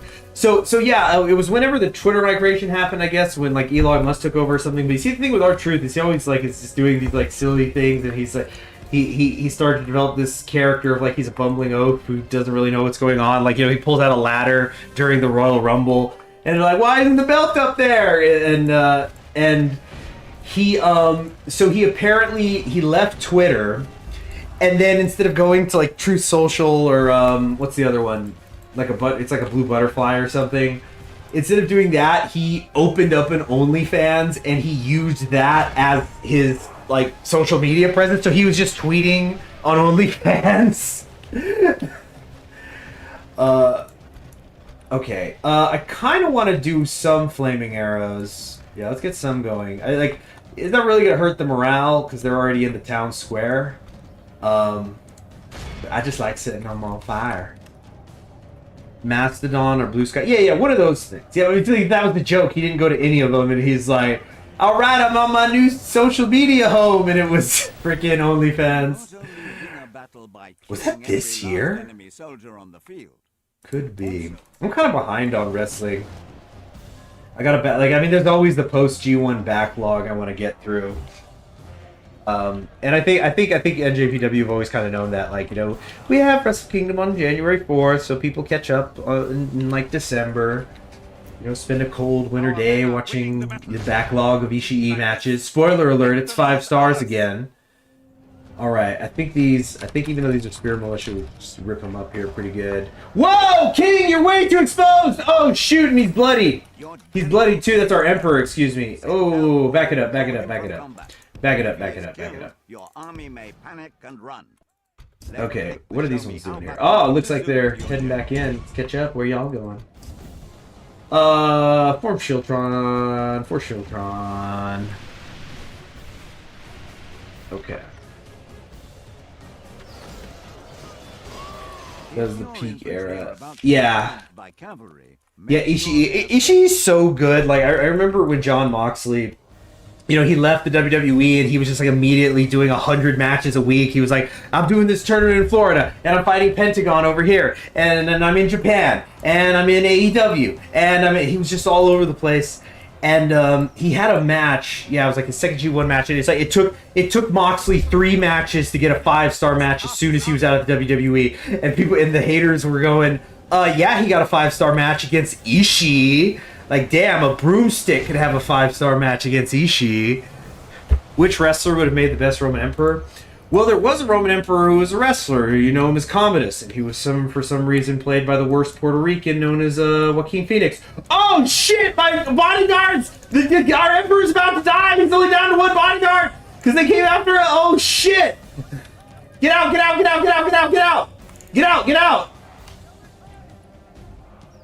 Whoa, do you seriously need to be doing that kind of a parabola?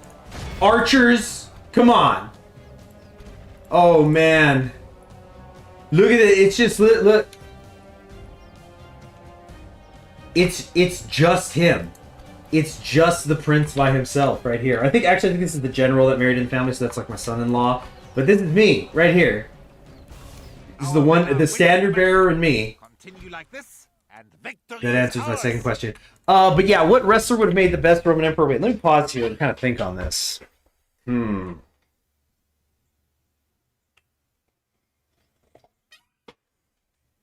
would have been? Let me also get my cigarillo here. Which would have been? I hate that the music cuts. You know what? Actually, we've all heard this music so much. I'll put something else on. We'll do some Adrian Von Ziegler, who's been so good for this channel.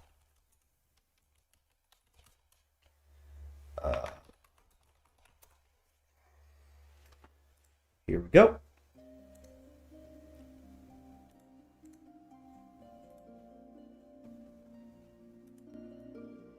Okay.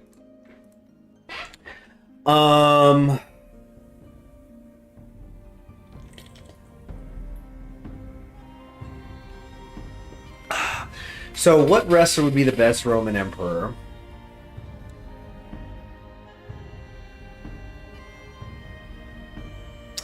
I'm a huge fan of his. Okada comes from mind, especially like, I mean, these days he's in his Elder God role, but I think he's always had that Emperor attitude.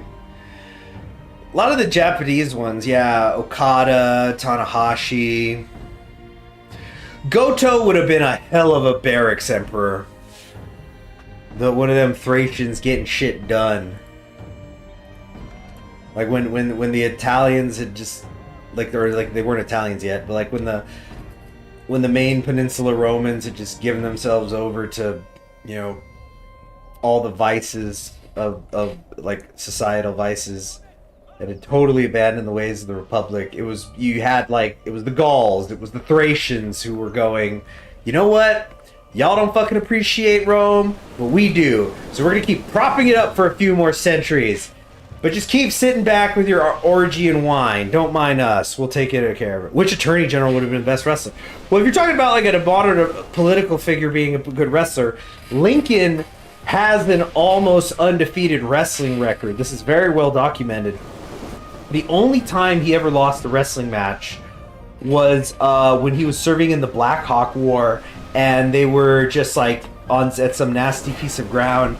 And so it was like, I think him and another battalion, his unit and another unit, and there was only enough room for like, that music's a little too loud, hold on. Lower that. Lincoln was ugly, try again. You know, almost every woman I've ever known, when the subject of Lincoln came up, has let me know how ugly he is. Which I remember the first time I ever noticed that, I kind of thought it was weird, because like I don't think of like the physical look of like world leaders, and even if they're women, like I don't think of, although like with like Perón, you know, she had that iconic look, you know, Ava, but it just doesn't come to mind. But yeah, oh yes, so the Black Hawk War. So it was Lincoln's troops with, oh boy. Basically, they were wrestling to see who was going to get to camp on the dry bit of ground that they had available, and Lincoln got pinned. But as far as I know, that is canonically his only wrestling loss. Oh, very tired, these guys. Like, and look at it. Like 71% of them have been killed, but it's still saying it's a 50-50 shot. Only half our force remains. Half of us are dead. It's because we're facing their best troops. They got them up here. You know, we gotta.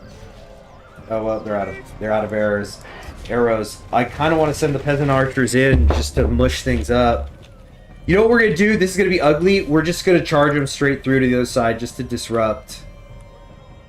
This is really stupid. But you know, it's Milan. If we could take Milan out early. Same thing with Venice. It just creates an immensely easier campaign for the HRE. You have to take out at least one of your neighbors very, very quickly because you're just so hopelessly surrounded. Okay, stop. Okay, now pull out your knives. Ah, damn peasant archers. Yeah, and the thing is, HRE units that were just so trash here at the beginning. That's why I'm kind of almost happy to do this grinding we're doing here, because it's like a 1-for-1. You've got fine Italian spear militia. I've got these dog shit, excuse my language, spear militia where it's just like, hey, here's a shield, a fucking broken off pitchfork, and a prayer, buddy. Good luck. Alright, which pope would be the best wrestler? I don't know. I don't know any stories of popes that were, like, particularly athletic.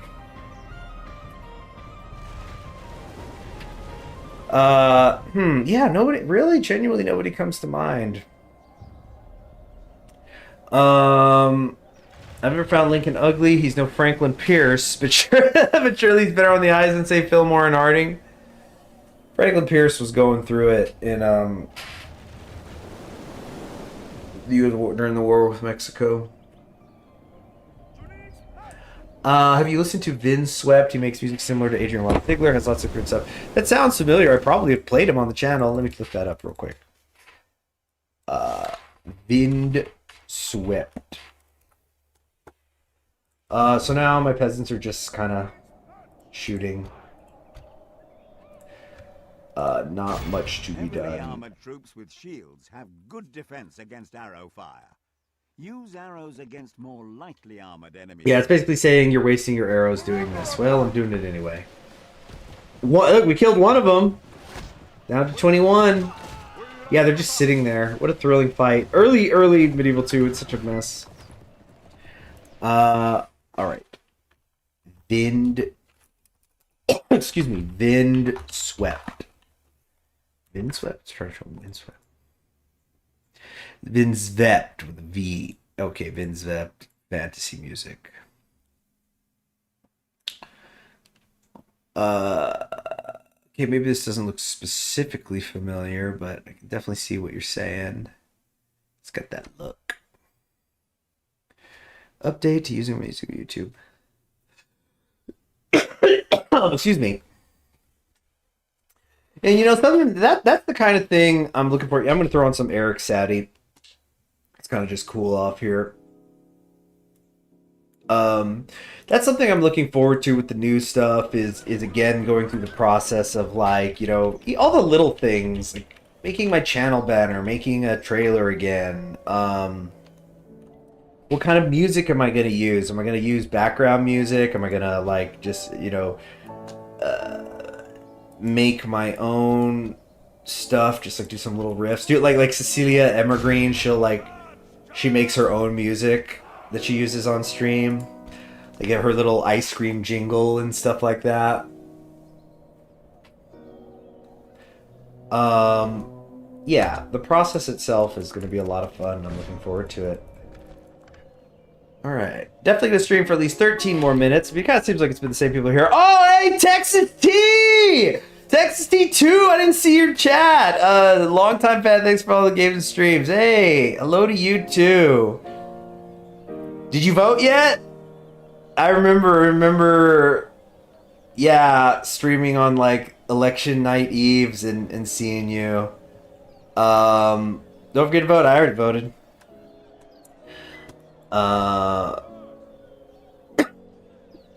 Whoa, excuse me. Cody Fett, hello, Cody. Used to watch your streams back in the EAW days, got knocked out of life, now I'm coming back to see this is your final stream, sad. Well, I'll be back in other forms. Strike me down, but I will rise harder and stronger. Nobody struck me down. I don't think I ever, actually that's not true. I did once get a copyright strike somewhere along the way over the years. I don't even remember specifically what it was, but you know, I got the, and I'm not talking about the Rick. Oh, he's down! He's down! So the good news is, I don't know if they have any generals left alive, so I think worst case scenario now, Milan will go neutral because they have no leadership. So they'll just be like loose rebel mob stuff, you know? Okay. Go 6 speed, this is all boring.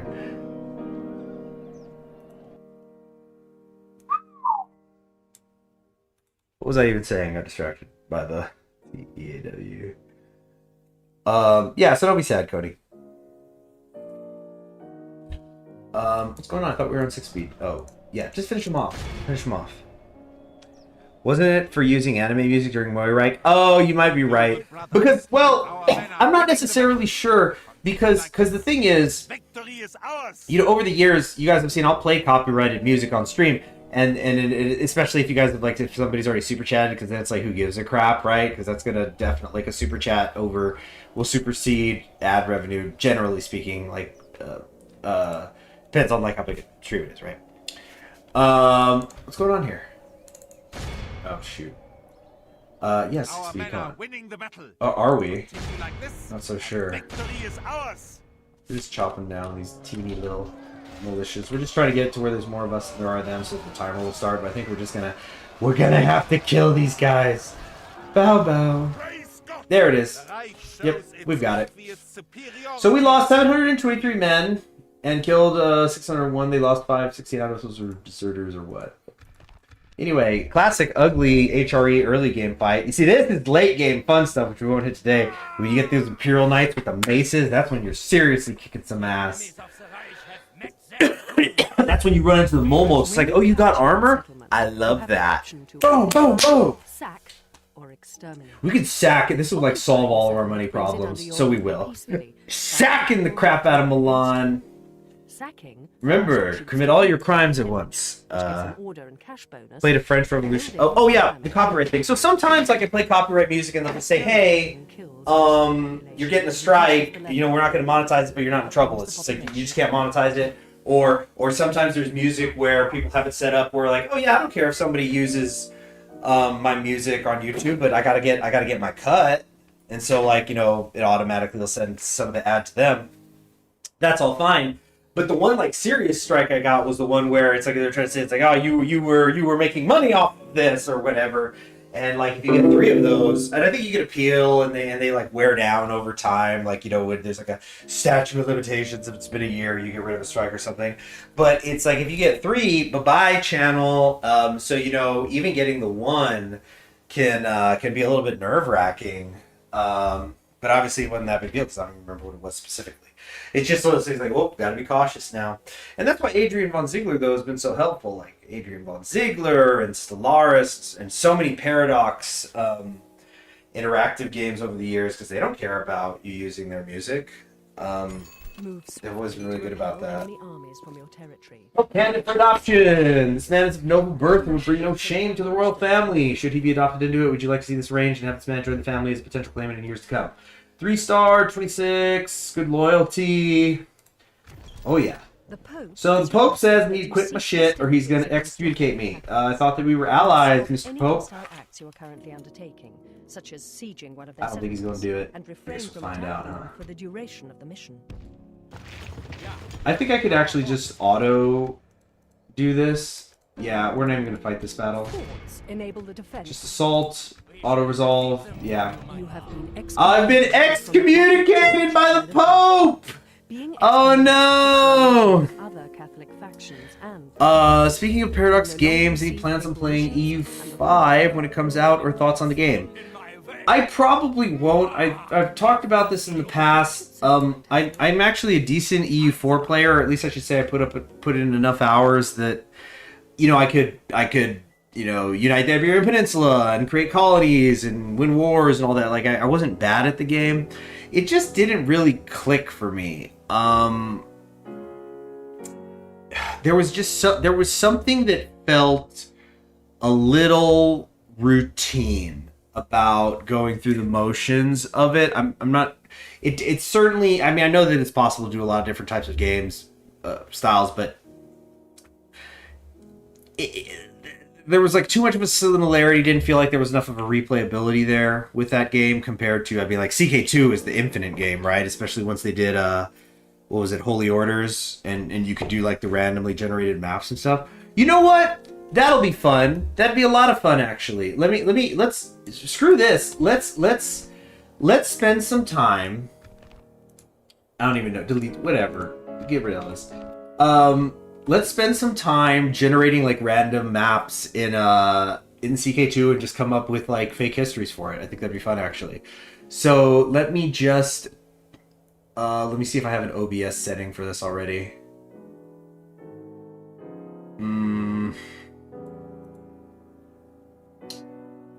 No. Okay, we're just gonna go to this for a second. So I think you guys should still be able to hear me, but we're just gonna close the window. Another Dunster. So I gotta exit out of medieval. Yeah, CK2, like for all the hours I put into Hearts of Iron 4, without hesitation, I think CK2 is the superior game. Especially when we're talking about modded versus unmodded, it's not even close. I haven't played vanilla Hearts of Iron 4 in freaking years. Years and years. I'm talking like when Columbia got a focus tree. Columbia. Anyway, let me get this cigarillo lit up here. I should use the match.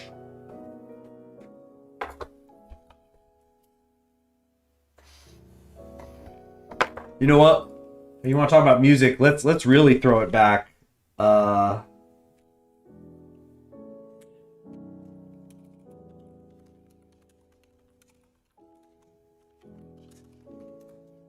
Who remembers Kurumi's theme? Remember this one? Also, hey, daylight savings happened. Verify your clock, people. Doesn't this music take you back to a time when the Soviet Union had been destroyed during World War II? But as the Third Reich fell into a civil war following the death of its Fuhrer, one Russian knew that the Tsar still lived. Verify your clock. And Russia will be saved, no matter how many of them I have to kill.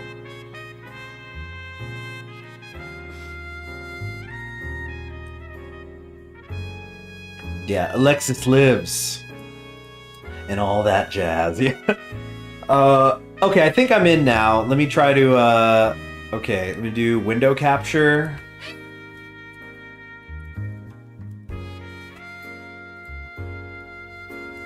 Where is it?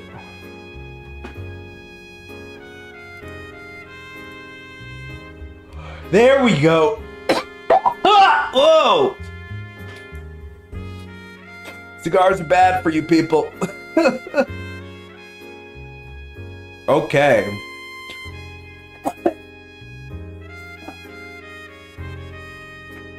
So, here we are.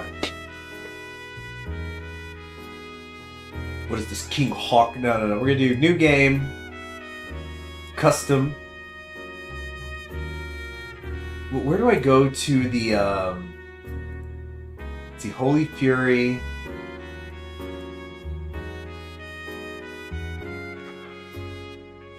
Where do I go to the custom world? I genuinely don't remember. Oh, was it this? No, that's a random character. I was really happy when I did those like interesting characters at different start times things. Those videos, again, not like the most clicked things I ever did, but guides that I felt really helped. Is that a fine lesbian cigar you have? What the heck is a lesbian cigar? Like a lesbian cigar? What does it even mean? Oh, here we go. There was Shatter World. Or no. Randomized World. Yes. Here's what I was looking for. So we could do... Okay. Max number of counties, 5. No, make it 10. Or make it 8, whatever. Normal dukes, no more kings, few emperors. So we could set up... So this is a random world. Take it in, because you'll see it once and never again. Oh, right! A lesbian cigar. Oh, yeah. No, this is, I'm smoking I had a 20-pack of this. There's a particular company, I'm not gonna say who it is, because they don't send me money, you know. Cigar companies, you want me to sponsor you? Send me something. This ain't free. But, anyway, I found them recently, and, you know, we're getting into the holiday season, so I'm like, you know what? It's the end of the era. I'm gonna light this up.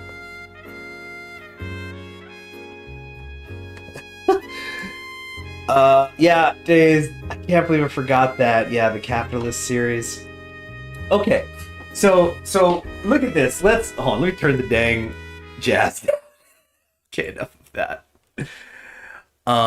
So we enter a new dimension, a new world on the third rock from the sun. September 15th, 1066. The here we'll go with this big. We need to see who the Kagon. Okay, we're going in here. I mean, we're just gonna look around because that's what I love about it. It's like here's what we're gonna do. I'm gonna set a timer. I'm gonna set a 10-minute timer for us to explore this world, and then we're gonna exit out and do an whole other random one again. But just like the infinite possibilities is part of the fun. All right, we've passed through the portal into an alternative 1066 Europe, where we are the Kagon Thomas of Saladin. We are an Albanite. This is Ulster. The Ulsters have taken over. Look, yep, there's the red right hand. The red right hand. By the way, I'd like how Peaky Blinders has had such staying power. I ran into multiple people recently who were like, yeah, I'm doing Peaky Blinders for Halloween. I'm going to be Thomas Shelby. And it's like all these different people, and it's just like, that show's been over for years. Well, I think they were doing a movie soon. But anyway, so we're Albanite. We believe in the Herenigite Muhuahist faith. In the Herenite faith, it is believed that this is the 18th cycle that the world has gone through.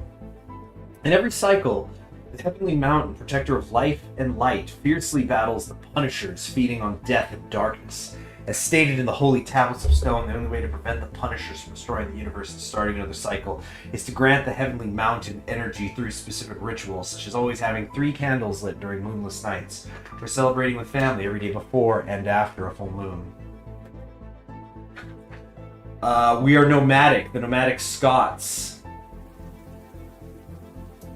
We don't have a fancy bloodline. So, okay, where do I go to check the bloodlines? Like, isn't there a thing where you can, I don't know, the Kingdom of Saladin. What's the biggest thing around? Is this the Byzantine Empire? Queen Amalia the Fearless of Raveni de Ravenna. So this is probably like in this alternate universe. Because remember the ancient Roman Empire, for a while, Ravenna was its capital, that swampland, right? So this is the de Ravenna Paphlagonian who believe in the creed of Shishman. And they're Ikda. So this is like a Islamic Arabist style kingdom, caliphate. It's got a special bloodline, the blood of Amalia the Fearless. So she founded. A master with any weapon, Amalia de Ravenna was first into war and the last off the battlefield. She can get a sky burial because of this. She gets more prestige and combat skill. That's really cool. What is this? The Creed of Shishman. Is that a duck? Like, are you guys seeing this, right? It's a duck, and it's like got that kind of white hat, like I know you know how Takanashi Kiyada's got 2 hats? It's like one of them hats. So this religion says that temples belonging to the Shishmanard faith are a spectacle to behold, covered from top to bottom in elaborate wooden carving. Oh, I didn't set the 10-minute timer. Oh, excuse me.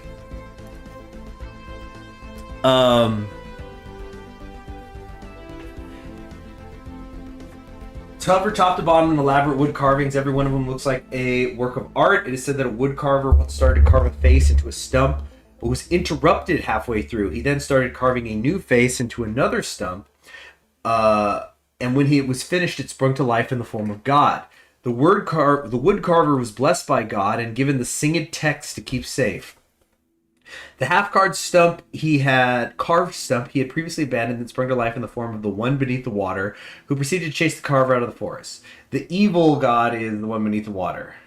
The Caliph can grant the invasion casus belli, so you basically can get, yeah, nice. That's what makes them really strong whenever you have built-in invasion. Rulers can order adult unlanded courtiers to take vows. Weak rulers can prepare invasions. Raiders can raid infidel raiders for loot. The caliphate is held by a secular ruler, can be destroyed or created normally. So I guess this is like the strange Byzantines, or maybe this is supposed to be. What else is interesting around here? What is this? This looks like something big. Emperor like look at what is even the name of this? The Divine Ultra Jordanian Empire. Outer Jordanian. So it's like a unique culture, I guess. Another Shishman Creed, Iqta. They have their own bloodline, the blood of Gerard. Great conqueror of fame and legend, with sword in hand, he would let no one stand in his way. So he can attract great warriors, so that's cool. More personal combat, more prestige, more vassals. Look at the freaking size of this thing. This is like, it's all of modern day Iraq. It goes up into the Caucasus, through Palestine, into Egypt. It has the Holy Lands of Mecca and Medina. Cities, excuse me, going into modern day Iran. Yeah, there's a lot happening out here. Outremer 1 in this timeline. Well, okay, yeah, so that's what we're all trying to figure out, right? So the Dir Ravennas, I think that this is essentially some sort of offshoot branch of Romans that ended up out here, but like they traced themselves back to Ravenna, so they want to, you know, try to take back those lands.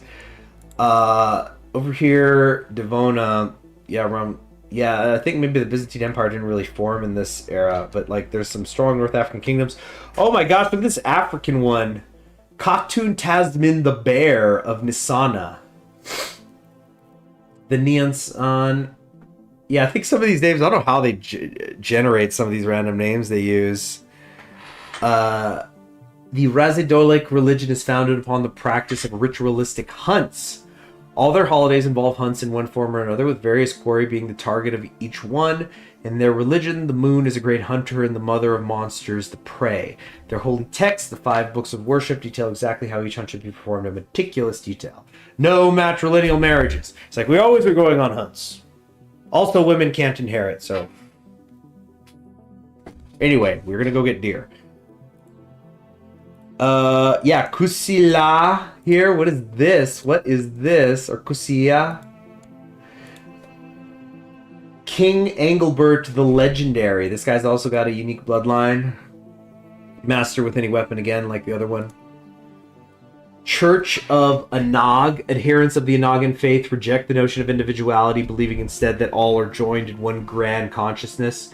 In the center of this collective mind lies the first warrior sleeping. Stories in the Chronicles of Reality. The Chronicles of Reality! It's 1066 and they're writing something called the Chronicles of Reality.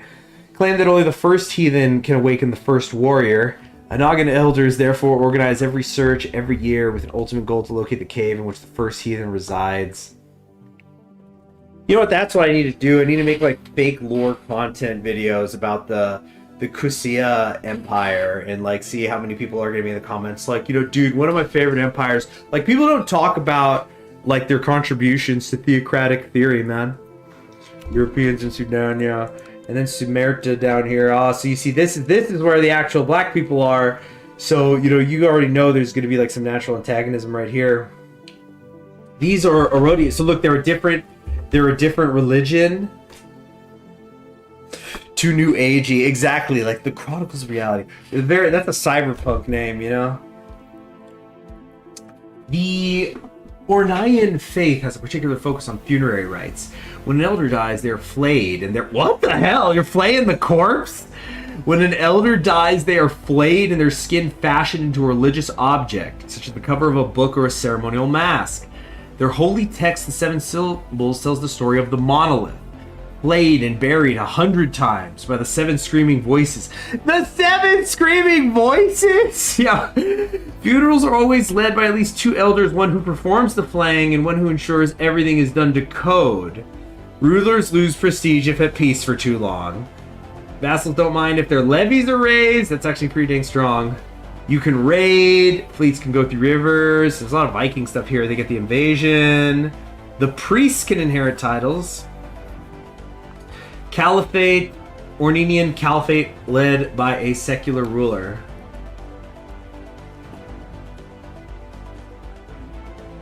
What is this?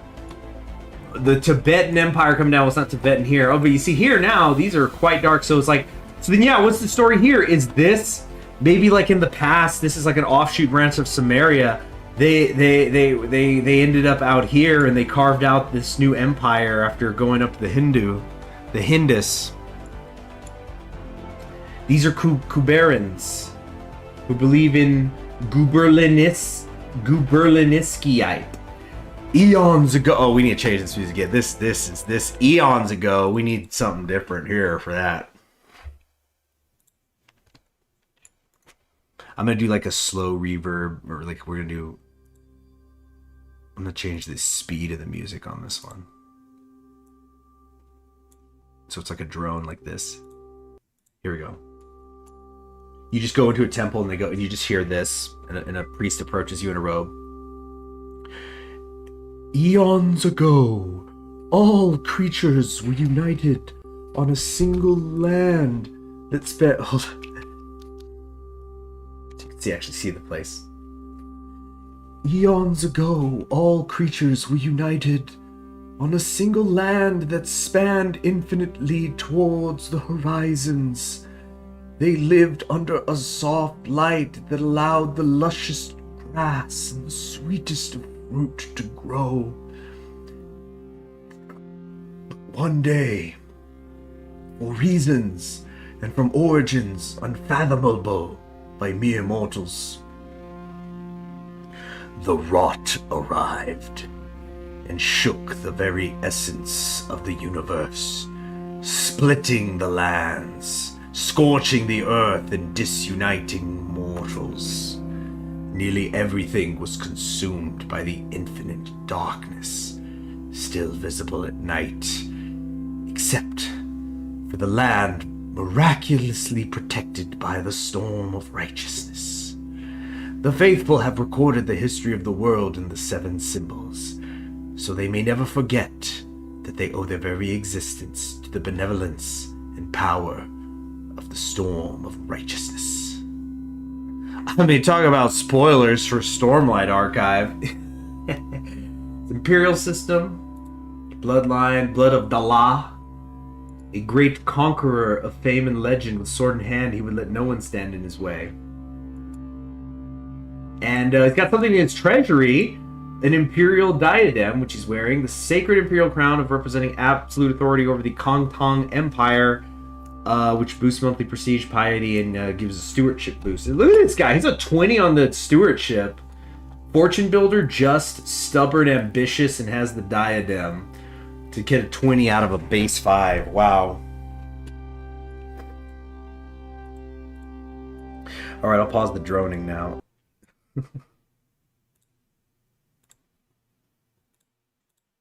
All right, timer's about to go off. We'll do one more of these, and then I think that this is going to, then I think we'll stop it.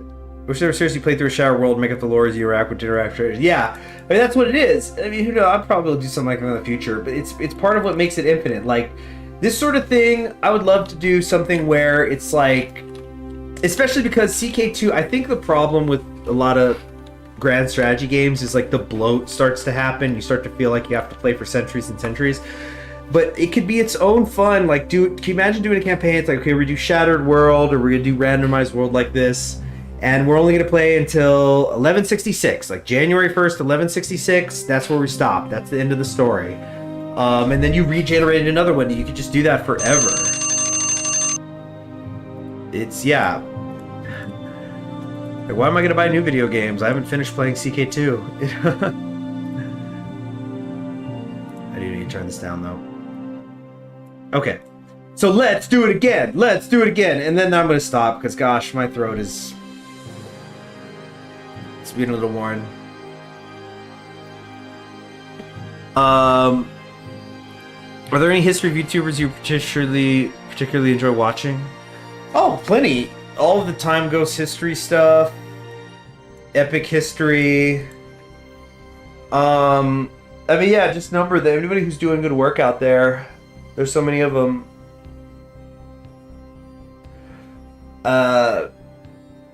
Okay, so yeah, new game. Do another. Yeah, random world. Let's do random world. Mini Dukes. Where them Dukes? Mini Dukes. Mini Kings. Mini Emperors. Increase the, let's do a 50-50 or I don't know, whatever. Some more female rulage, marriage percentage, age span. I think this is like just kind of cultures, random, full random. Oh, we could do, you know what? Let's do historical just to see where everybody shows up though. So historical holding slots. I'm not sure what that means actually. 4 of them, whatever. Or, oh wait, yeah, I know what it means. Whatever. Let's generate. I want to see what happens here. Oh yeah, dang, that's a lot of big empires. I did put mini. You know what? Let's generate it again, but with few. But it's like again, you know, like, hey, look at it. You like this? You like this? Are you ready to build like a whole universe, a whole world out of everything you're seeing on the map here? About to go away. Bye bye. Randomizing it again. A whole new world. Oh my gosh. This is a, oh geez. Bad times happening here. We'll just like select one of them. Just so we can take a look in here. Alright, setting another 10-minute timer. And at the end of this 10-minute timer, that'll be it. It's gonna be the end. Who's the composer for the current soundtrack? This is Andreas Waldorf. This is Deep Space Travels from Stellaris. Hello, Lorax guy. Never see you again. Yeah, Power of Creation in the palm of my hands. So this one, am Irish, am Catholic, am feudal. Oh, so you know what? No, I think it's just like the borders are changed, but it's kind of the same. Yeah, so Anglo. Okay, so then I don't want historical. So like, what I want is I want the name. The Iranians. Oh my gosh, a weird looking Iran. Basilius Farad of the Iranian Empire. Sunni Muslim. Yasminia. Look at this. The Holy German Empire. Let's we need to mix it up more though. We need to go a little crazier. Well, I appreciate that, Lorax. I really do.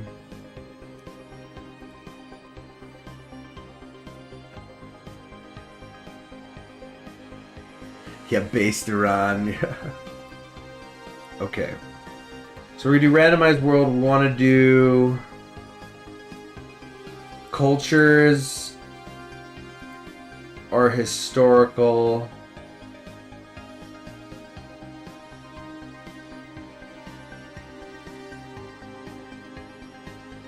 Random bloodlines. So if I do historical culture but everything else is random, then what happens?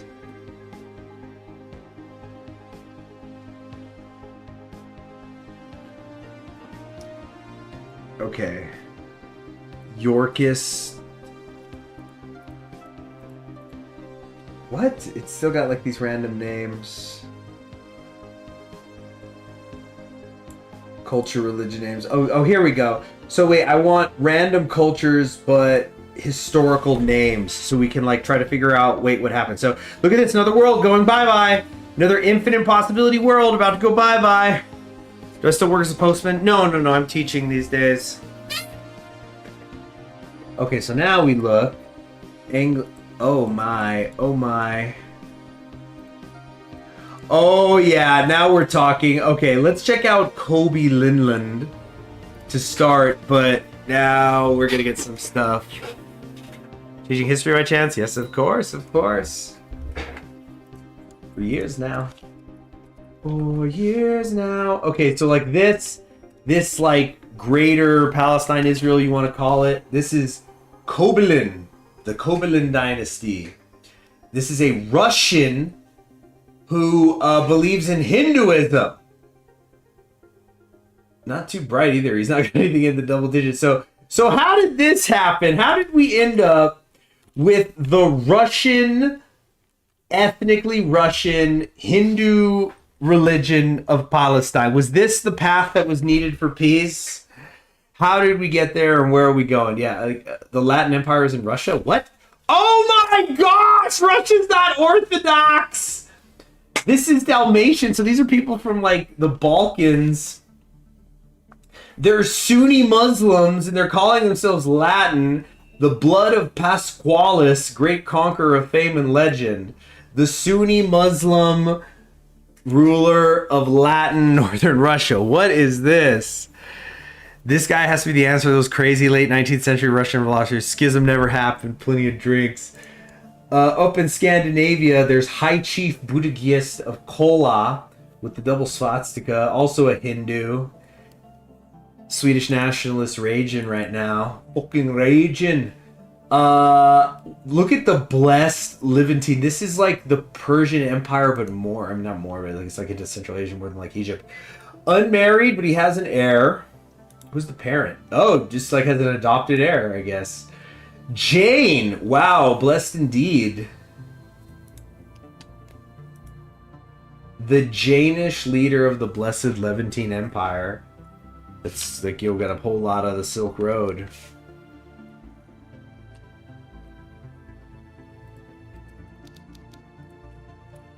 All right. Lunia, that's some name for England, all right.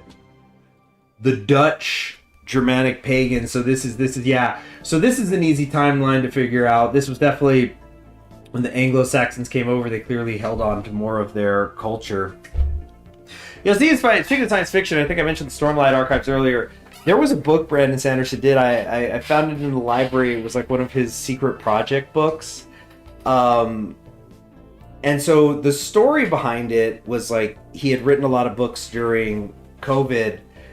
And this one in particular was one he had written for his wife to read, just like for her own personal entertainment. Apparently she read it, she liked it. Then she said, okay, you need to publish this. Because she's like, you're a professional writer, get this published, pick somebody. But it was a nice change of pace because it was, the book I think was called, like the Wizard's Guide to Surviving Medieval England or something. And the concept was that travel through like, you know, the infinite timelines, dimensions, whatever had been made possible. And because there are infinite timelines and dimensions and all that, you could travel to them and, you know, live your life, see what happens. Like, what's going to happen when you live in medieval England? Like, are you going to be able to use your modern knowledge to like, you know, make yourself king? On the other hand, like, what good is it that you come from an era of computers when you can't build one? Like, even if you knew how to do it, there's not electricity, stuff like that. Like, maybe you could write down instructions so that it could happen way ahead of time. But what's also interesting is the concept is like, okay, there's like the infinite universe theory, but you know, there's things that sometimes are the same, but you're going to run into universes that, like, you know, they're going to be speaking a different language that you're maybe not expecting because like there's a butterfly effect that happened. So what was cool about the book is it had this alternating format where it would be a chapter of the character's experience, and then in between would be a section from like their guidebook saying like, okay, so you're traveling to a different dimension. Here's what you need to do to stay safe. But there would be things like, you know, if you drop yourself off in medieval England, there may be the chance they're going to be speaking French to you because, like, maybe it's a universe where French influence became much bigger, or the Normans, whatever, or maybe they're going to still be speaking Danish. And then, you know, because there's infinite universes, it's like there's the universe where you're not worried. It's like, oh, did Hitler win World War II in this timeline? No, this is the timeline where everybody's actually banana people, and stuff like that. Some violent Janes. Is Rome still Catholic? Let's check. So it looks like Rome. There's a chief of Rome. He's a blind man. Charismatic negotiator, scholar, wroth, charitable, cynical, proud, and I think blind. So he is a part of the Uzbekistan. This is a Ardbian ruler. So this is a Byzantine. So from what I'm also seeing over here, it looks like maybe at some point in this timeline, the Byzantine Empire just sort of fell apart. And these are probably all just little subsections of what it once was. But here we got a Nestorian, and he's tribal. The Nestorian tribal king of Rome. He's Roman. Well, he's Byzantine. He's Greek Roman. Roman Greek. we've got this like kind of greater Switzerland over here, but it's a Greek. Speaking of Greek, it's a Catholic Greek. The challenge of the Marquios Castellanos overcame on his rise to power were so great that the very blood that courses through his veins is considered legendary. So we got a badass over here, basically. He's Roman, better chain him down before he gets... That's pretty good. But what happened in France? Okay, so clearly France, this is the timeline where the Dukes of France just completely got out of control with their strength. Or like with their autonomy. Wait, these are nomads. These are Sumanesco pagans. So somehow in this timeline, these are like Indo-Aryans. Like this must have been, you had to go back to like the Finno-Korean hyper war. Some of them ended up in Finland, but some of them ended up in France. So you've now got these tribal horse people wandering the fields of France in some very, very tiny areas. Look at these. A lot of these are like single county holdings. So there is no central French authority. Who rules Paris? This is just literally the one territory. An Indo-Aryan Sumaneko pagan. Wow. I mean, see, that's the joy of CK2 and all these role-playing games. It's like, it's infinite. It's infinite possibilities. Okay, but I've been streaming for over 2 hours, so I do that. And I mean, it's mostly just from people who are the regulars here. Again, to review, you know, thank you everybody for everything. I'm going to be back. The algorithm will let you find me one day, I'm quite sure. And remember, I've always got the backlog, and I don't know, if you're watching this later on the VOD, go ahead and make a comment down below. I'll probably check in on the comments and say hello and thank you to people. Yeah, they're the Cossacks. Yeah, the Cossacks have taken France. And a bit of Barcelona, it looks like, too. But yeah, this is the end. I'm not sure what else to say. I feel like I should read something. I'll be looking for... Yeah, and I'll get that button. Let me... You know what? Here, I got lessons from history here by the Durants. Let me see. I'm gonna flip through, see if I can find some quote of meaning. History and war. Yeah, here we go. I'll read the.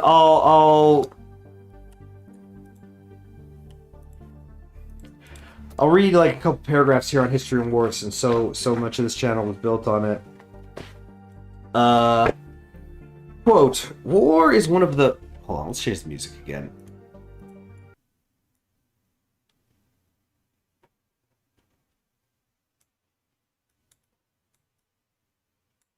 We'll do this to some Conan.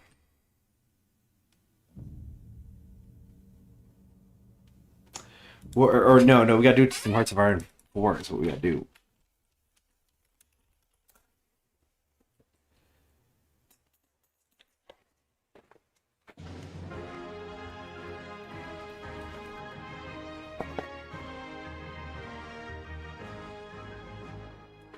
Okay. From History of War, from the Lessons of History. War is one of the constants of history and has not diminished with civilization or democracy. In the last 3,424 years of recorded history, only 268 have seen no war.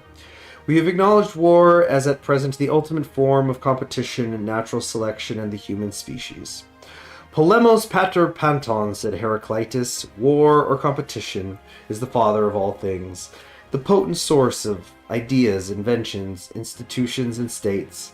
Peace is an unstable equilibrium, which can be preserved only by acknowledging supremacy or equal power. The causes of war are the same as the causes of competition among individuals. Acquiescentiveness, pugnacity, and pride.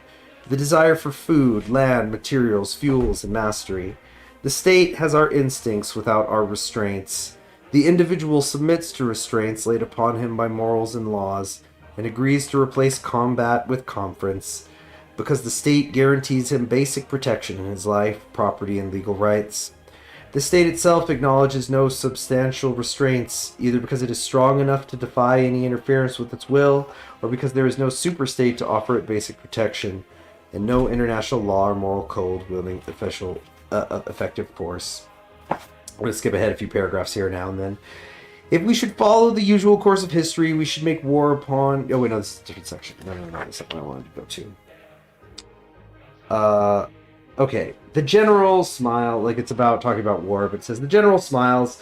You have forgotten all the lessons of history, he says, and all that nature of man which you described. Some conflicts are too fundamental to be resolved by negotiation, and during the prolonged negotiations, if history may be our guide, subversion would go on.